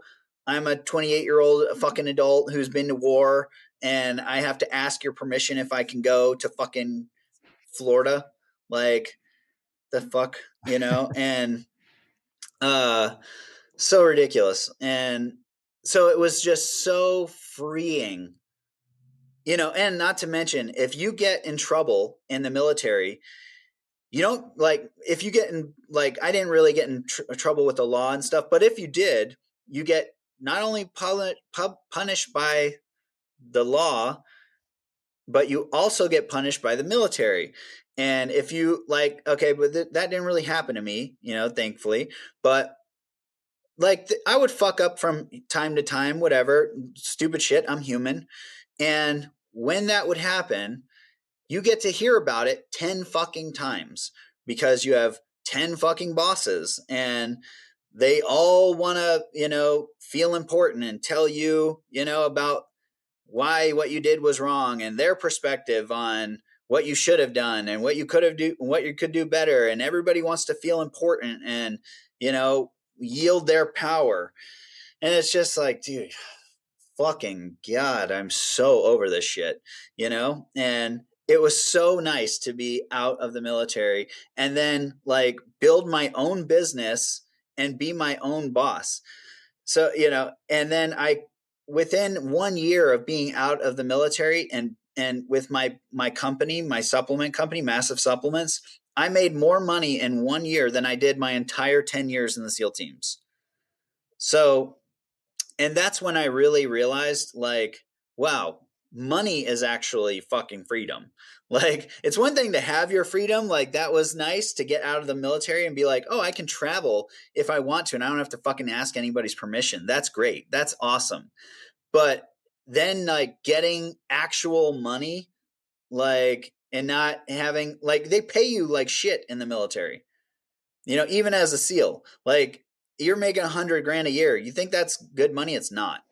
And like, then when you start making real money and you can go on vacations like whenever you want, wherever you want, and take your friends and family and shit. And I'm like, whoa, this is real fucking freedom. This is how life is supposed to be. Holy shit, this is great. And then yeah, people, hey, do you miss the SEAL teams? I'm like, fuck no.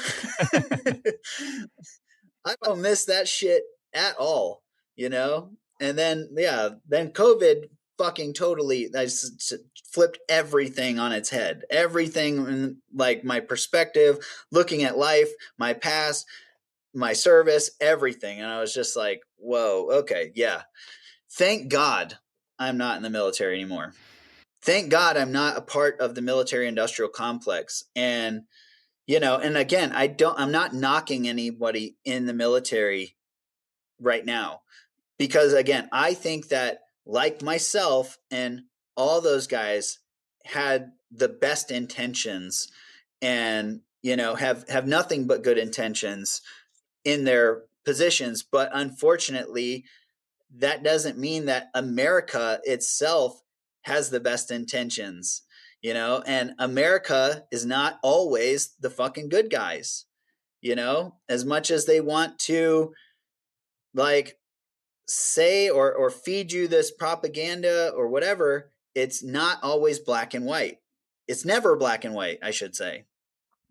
Well, speaking of black So and white, we had the George Floyd incident, and again, I've had people on here talking about that, and horrendous abandonment of duty from the police officers and even the paramedics on scene, and the officer was obviously uh, punished accordingly, as if it had been someone else. But that being said, the black and white element, for every horrendous, they say there's no one that hates bad cops more than good cops, and I agree, 100%.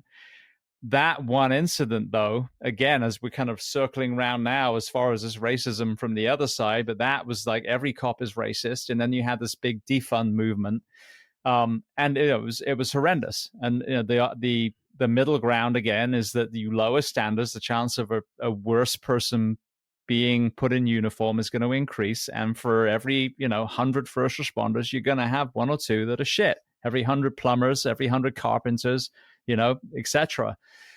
So talk to me about that kind of era through your eyes, and what made you then start Adopt a Cop BJJ.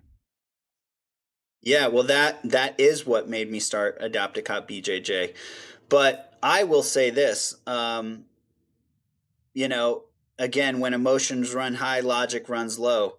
And I think that I'll start by saying this. I think Derek Chauvin should not be in jail.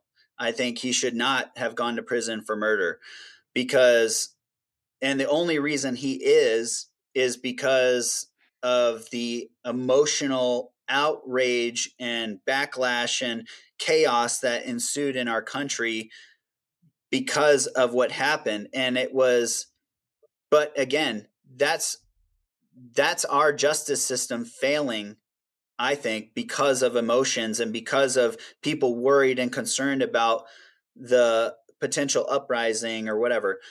But here's the thing, like, the autopsy proves that he had fentanyl in his system, and that's what he died from. And I I saw the entire video, but I'm just like everybody else. Initially, when I saw that first video, and the narrative was, oh, he put his knee on his neck and just stayed there for 8 minutes and suffocated him until he died, and blah blah blah. When you first hear that, you're like, oh, fuck that dude. Like, what an asshole cop. Like, he should go to prison. Yeah, fuck him. But again, you have to look at, like, it's not just black and white. Like, let's dive into the details here. Okay. The dude was high as shit on fentanyl, which is extremely deadly. Like fentanyl can kill you just by touching it and like inhaling it on accident. So when you have 4 times the amount or whatever it was that is the lethal dose in your system, and you're panicking because you're resisting arrest, and like the video where he's in the back of the car and they already have him in the back of the car and he's flipping out and screaming and kicking and begging and pleading to get out of the car, and they're like, all right, dude, we'll let you out of the car, and like put him on the ground, and he's got his knee on his shoulder, not his neck. And and like, I'm a first degree black belt in jiu-jitsu. I've strangled people. I've fucking strangled people out hardcore. Like, and yes, if you held it for 8 minutes, like, then yeah, you will kill them. If you're knee on back or whatever for fucking 40 hours, you're not going to kill them. But this guy is panicking and screaming the whole time. I can't breathe. You're fucking talking, bitch. You're breathing. Like, you're panicking, working yourself up. Your heart's going out of control. You have COVID. You have all these other things going on, fentanyl in your system, and you fucking died. Like, and I will say this from the bottom of my heart, George Floyd can rest in piss. Okay. And I'm not saying like whatever, that dude was a piece of shit who put a gun to a pregnant woman's belly while him and his friends robbed her home. Okay. He is not some fucking saint that should be, revered and a martyr. He's a piece of shit. And like, in my opinion, he got off lucky. He got off lucky because if someone had put a gun to my mother or my sister or my any person, if I got a hold of you and I don't even know you, but if I see you or if I know that you did that, I would beat you to death senselessly, like ruthlessly. So that's my opinion on George Floyd. Okay. You got it out. Yeah. Just to jump in for 1 second, I think from now I'm shifting to paramedic mode. If someone is restrained in cuffs, whether it's the knee on the shoulder or the fentanyl, you still need to be monitoring them just to make sure they are still breathing, for whatever, whether they stroked out, whether they had a heart attack, whatever, because then a medical intervention needs to happen. So I think from my perspective, from the profession that I understand, which is the medics on scene, he still needed to be, evaluated this whole time because obviously face down, cuff behind. I mean, even if we were doing jiu-jitsu, if I can't tap, I'm going to go out. You know what I mean? Yeah, no. And fair point there. And I agree with you that if you have someone under custody and in your care, then it's on you to like, be responsible for like, is this person, if they pass out, whatever. And I think that was the problem. The guy passed out or died or whatever, and they didn't know it, or they didn't respond accordingly. But I don't think that was premeditated murder. I don't think it was Derek Chauvin intentionally trying to kill this person. I think he was restraining him and just waiting around, and the guy's, causing a scene, and then now he's probably like, thank God this dude shut the fuck up. He's probably not thinking, oh, is this guy dead? Because he's not doing anything that would kill him, but again, should the paramedics have stepped in? Maybe, for sure.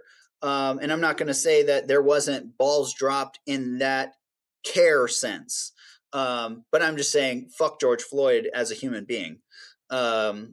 But anyway, the response to that with the calling for defunding the police, I thought was obviously the completely wrong call. 100%. That's exactly what needs to not happen.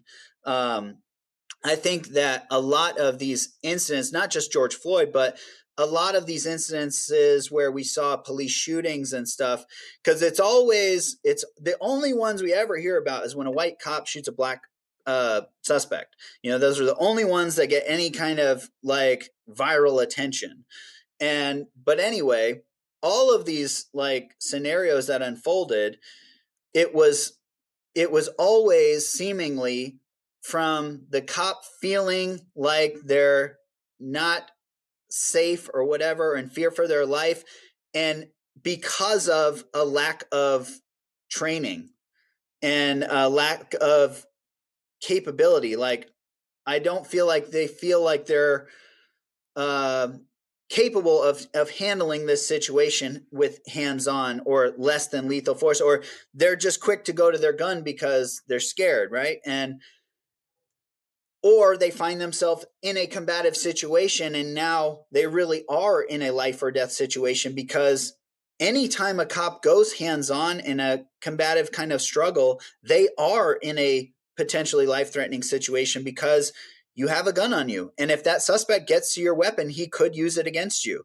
And if a suspect is fighting a police officer, there's a good chance like that normal people don't do that, like that's not normal, right? That's not rational behavior.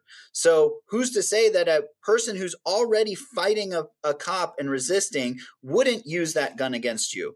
So this is a life-threatening situation, and you need to be the more dominant grappler in order to survive that situation. But not just survive it, you can take control of it. And like, that's the thing, is whoever has the better or superior grappling skills can take control of that situation and de-escalate it without it having to result in the loss of life. And that's why our motto at Adopt-A-Cop is Jiu-Jitsu saves lives. And because, who you can end that situation without it having to go to deadly force, right? And that's the great thing about Adopt-A-Cop, is no matter where you stand on police, everybody wants less shootings. So, if these cops had their skill set to where they felt comfortable going hands-on with somebody and controlling that situation very effectively and easily, then they would, right? They wouldn't resort to their weapon right away. And and anybody who's done jiu-jitsu for any amount of time will tell you that a blue belt level of knowledge, against somebody that doesn't train, is night and day difference. And you're going to have a huge advantage in that grappling situation. Well, I can attest to that. I'm a blue belt. I think I've got 2 stripes now. I do no gi most of the time, so we only get striped when we wear a gi, which is hardly ever. But I'm 180 pounds on a good day, and I train in Gainesville, so we had a lot of the UF students, and some of them are big lads, and then previous wrestlers. And it's amazing when we're talking brand new. Now, when they, that physicality and that wrestling background gets some jiu-jitsu under their belt, then they're a pain in the ass because they get really good really fast. But, for that untrained person, absolutely. Even my skinny ass with a little bit of knowledge now, it's terrifying how easily you can, sweep someone, choke someone, etc.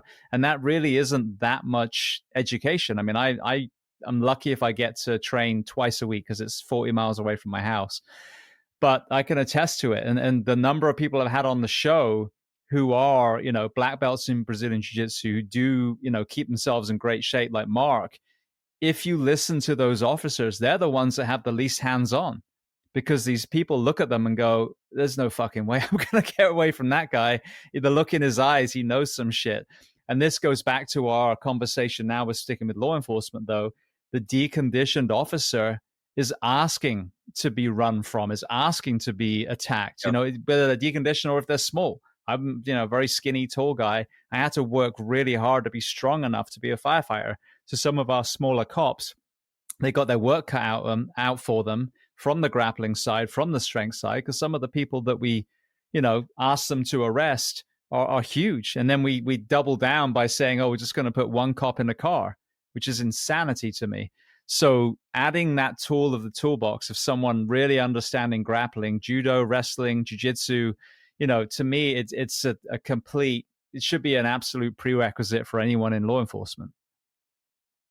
Yeah, so there's a couple things with that, right? One is the body language and confidence, the way you carry yourself when, like, I know for a fact, if I go against you and you have no grappling experience, I will effortlessly destroy you.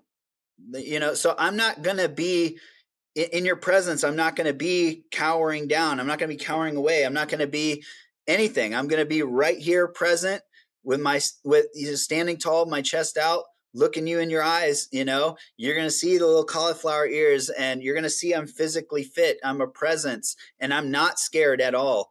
But you not saying you have to be intimidating either, because that allows you to be like, hey, we're cool. What's up? And calm breeds calm, chaos breeds chaos. So you just having that body language, that confidence, well, like people will look at that like, nah, I'm not going to test that. I'm not going to test that because he looks like he's welcoming it, and that's not something I want to do. Because other people, especially if you have no training, you have no confidence. Like, especially if you think, oh, this is not going to be an easy adversary, but anyway, and then with when it comes to the training aspect of it, so I do demonstrations, and Mark Cool has seen me do this, where I will blindfold myself and then just lay on the floor, and I'm like, okay, come subdue me. To like his academy people or whatever, police officers. I'm like, come subdue me. You can come however you want. Grab me wherever you want. And I'm just going to effortlessly submit them, because jiu-jitsu you do not need your eyes. You don't need your ears. It's all done by feel. I know that if this is your hand, cool. That's connected to your elbow. Your elbow is connected to your shoulder. There's your neck. I know the human body. I know it with my eyes closed. I know it by feel. I know what I'm touching, right? And it's not guesswork. It's a system. There's problems and solutions. Like if your arm is here, the answer is this. There's principles and fundamentals, and it's a system that you learn and then you apply it. And then, it's like human chess. That's why we say that. It's whoever can solve the problem quicker wins. And that's where the experience comes in, is you learn what the problem is, you recognize it, and you like, the answer is do this, X, Y, Z, these 3 steps. But we both know what we're supposed to be doing. So I know what you're supposed to be doing, and I know what I have to do in order to prevent you from doing that. And then like, it's these little battles that ultimately win the war. That's what jiu-jitsu is. It's very much a thinking game. It's human chess. And it's a proven system. It's not like karate. It's not bullshit. It's not McDojo life. It's this, the UFC 1 showed that, and has forever. I would say I'm a subject matter expert and someone who can speak on, combatives and martial arts. I'm a pro fighter. I'm a Navy SEAL 10 years with combat experience, wrote the combatives curriculum A to Z, have fought in glory kickboxing, trained in Thailand, like competed in jiu-jitsu more times. I know what's real and what's not. Jiu-jitsu is legit as fuck. and it's funny because I have, with the cops, after I do that demonstration, I'm like, okay, so if you can possess this skill, right? And this isn't something that you carry on your tool belt, and that like, you see how many videos of people deploying tasers and they fail, or whatever. Like, this isn't something that I have to rely on my belt or might malfunction. I am the weapon. I know jiu-jitsu, and it doesn't matter where you grab me. There are submissions from fucking the tip of your head to the tips of your toes. I can submit you from anywhere because I've been doing this for so long. I know the skills, and you can learn these skills too. So how could you not, possessing this skill, how could you not feel confident going hands-on with somebody or a suspect or something like that? I wouldn't even go for my gun. Just a pure instinct, I think, or just habit of, because I've spent so much time grappling with other human beings that it would just be second nature for me to go hands-on, and quickly subdue them. And it's all good. It's safe. So I'm like, how could you possess the skill and not be confident to these officers, right? And they can learn it. So then the other thing is, with my students, I run my own academy, Violent Hippie Academy in Chesapeake, Virginia. And I let officers train for free, by the way. So if you're a police officer in the area and you want to train here, you're welcome to train for free. Until blue belt. But so anyway, with my students here, all students, not just firefighter or not anyone like law enforcement or anything, random people, when they come in, I'm like, okay, after they've been here for about 10 classes, I'm like, hey, do you think the version of you now, 10 classes in, do you think that the version of you day one would stand a chance against you in a fight? And they're like, oh my God, I would destroy Me. that version of me. Like, wouldn't he, like, no questions asked. Without a doubt, I would fuck me up, you know? And that's real. It really is like that. And the more you spend time in jiu-jitsu, you realize how deep that pool of knowledge is. And, you know, you're like, wow, this, I don't know anything. And like when you roll with when you're a white belt and you roll with like a purple belt, brown belt for the first time, you just feel completely helpless. I don't care who you are. You feel helpless. And then, you know, talk about a black belt or whatever, a lot of white belts won't even get to roll with a black belt for a while, you know. At my academy, I roll with them all, but a lot of academies, you know, maybe not. But even a blue belt level of knowledge is night and day from someone with no experience. And that was my whole premise with Adopt a Cop was, man, if these cops had just a blue belt level of knowledge, this whole scenario and situation would have been totally different. And that was like why I wanted to make my charity, you know, and get as many officers to become blue belts as possible. I mean, it makes so much sense from, like you said, not just protecting the officer, but protecting the person they're arresting as well. Because if you are deconditioned Yeah. and untrained, then your lethal force is going to be your go-to. And we've seen though the taser deployments that didn't work. There was I think it was in the UK. There was a video going around a while ago, and it was a version of a taser, but it was different. And they shot this guy with it, and he goes, what the fuck was that? That was fucking gay. And then just keeps walking towards her. So clearly, whatever that tool was didn't work either.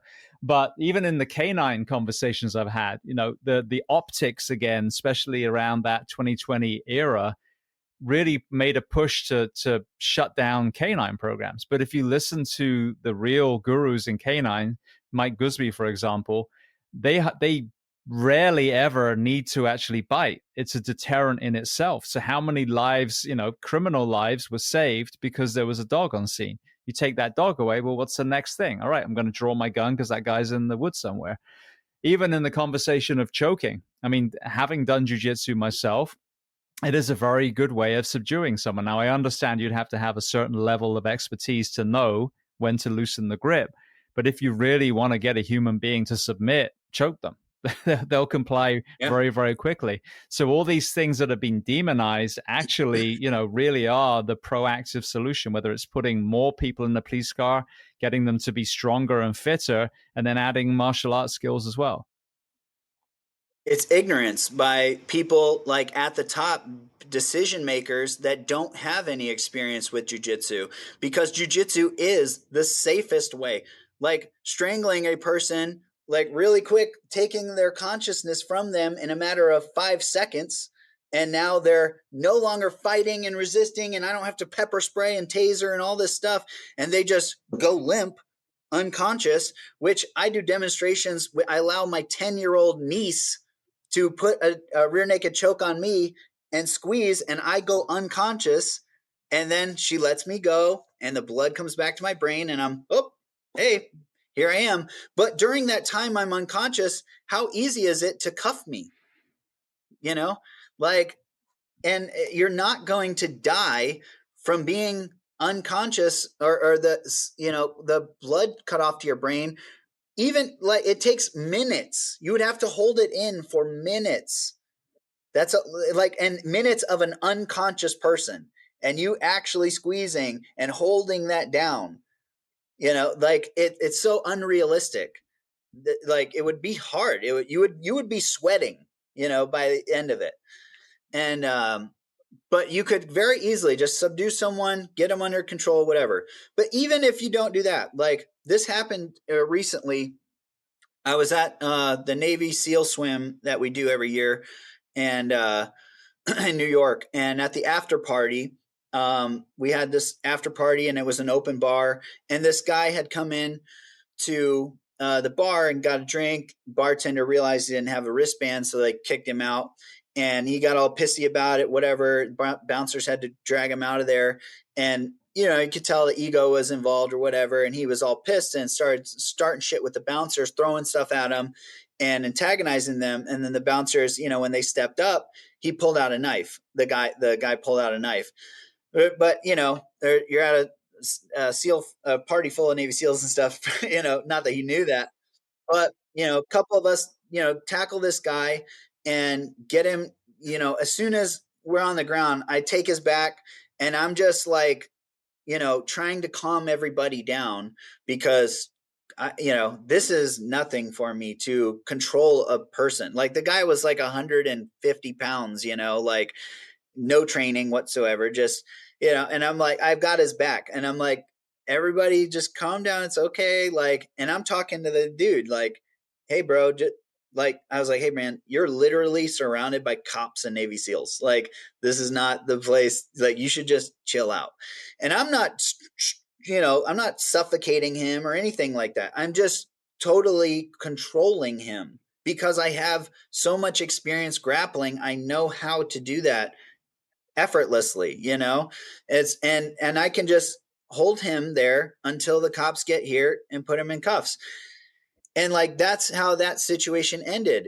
It ended in no loss of life whatsoever, even though there were people there that had weapons that could have, you know, shot that guy, and they would have been in the right if the dude pulls out a knife and you know what I mean. Like you're kind of justified at that point, but that doesn't mean that it has to end in the loss of life, right? And jiu-jitsu made that made that a point to where it didn't have to. And my thing is, you know, and I'm not saying like I understand when police officers end up shooting suspects and stuff to preserve their own safety and their own life. And I do side with them the majority of the time because I think that cops do have the right to defend themselves and, you know, protect their own lives for sure. Absolutely. However, like that doesn't mean that that always needs to be the case, or that like if you have that job, you need to understand the responsibility that comes with it. And like that guy, maybe he made a shitty decision in that moment because maybe he's having a bad day. Maybe his fucking girlfriend or wife was cheating on him and he just found that out and he wanted to go to the bar and get a drink or something, or lost his job and he's trying to blow off some steam or whatever, drown his sorrows. And then this happens and it just like spirals. Like a couple bad decisions can lead to, you know, you making a bad decision. And like, is that going to cost you your life?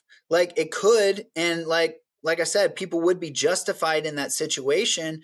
However, it's like, is there a better answer?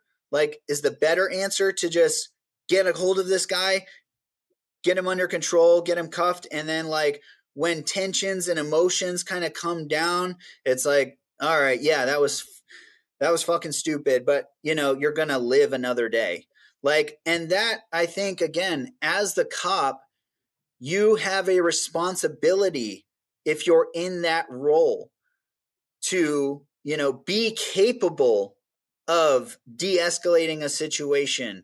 And like you're a protector, you know, you're not just a protector in the sense of just kill everything. And, you know, like you should be able to be in control of your emotions and, you know, rise to the occasion or fall to your training. You know what I mean? Like, but be ready.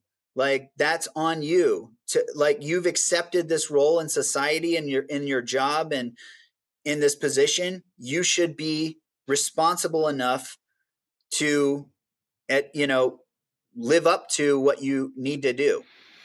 I saw a video of Chris Weidman's training partner, and there was an issue where an Uber driver had parked in a disabled parking spot by their premises, and they said, "Hey, you can't park there."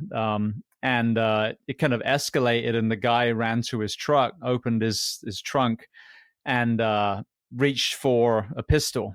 And Chris's training partner lunged at him right before he got it, and he ended up doing exactly what we're talking about. He had like a triangle, took us back with the triangle, and was just talking to him and holding him there, waiting for the cops. Whereas, like you said, had it been that there was no ability to do that, then they would have stepped back, and had he'd had a concealed carry, he might have ended up shooting the guy. So to illustrate your point, that gentleman's level of training saved the life of the other guy who clearly was having a bad day as well. Yeah. And that is the beauty of Adopt-A-Cop is even if you fucking hate cops and, don't you want less shootings? Wouldn't you would rather like your person or maybe you in that situation are given some grace in the sense like I just got subdued and I'm not hurt or anything like that. I'm not killed rather than just getting shot at. So it's like no matter where you stand with police, everybody wants less shootings, so we need to get cops more training. And that's the other thing is the more you train, the less confrontational you're gonna be, like because you're confident and you know that you can just like, hey, let's handle this calmly or whatever, because if it does escalate, you're gonna be fine. You're not scared. So it makes it easier to kind of like, whereas the cops like, get down, I told you, get down. And it's just calm breeds calm, chaos breeds chaos. Hey man, talk to me, blah, blah, blah. No, fuck you. No, talk to me. What's going on? And you're not afraid to like get in their face and like in a calm way, Yeah. So I don't know. I think it's great. I think all cops should train mandatory. I agree 100%. So for people listening then, I know that, there's obviously a financial element to be able to sponsor police officers while they go through their journey from white belt to blue belt, and then hopefully after that continue the path on their own. How can people listening support the Adopt-A-Cop BJJ program? So you can make donations on our website, adoptacopbjj.org. We're a 501c3. And our charity is in desperate need of donations. I probably won't. The program, will probably only last another 2 months if we don't get some serious donations. Because for the last 4 years, like my supplement company, MASF Supplements, was doing very well until I got deleted on social media and we took a huge hit financially. But that was the reason I started this charity. Was, again, I started it. I didn't do fundraising. I didn't, get investors. I started this charity with my own money. I put the first 60 cops on my personal credit card and just said, you're welcome to go train, because I wanted a proof of concept. And I have donated tons of money to Adopt-A-Cop. I have never taken a paycheck from Adopt-A-Cop. And I've always put as much money as I can into getting as many officers as I can training. Again, and the numbers show that. We're in 1,500 gyms across all 50 states. We've graduated almost 400 officers to blue belt. And that, again, the attrition rate is 30% get their blue belt that start training.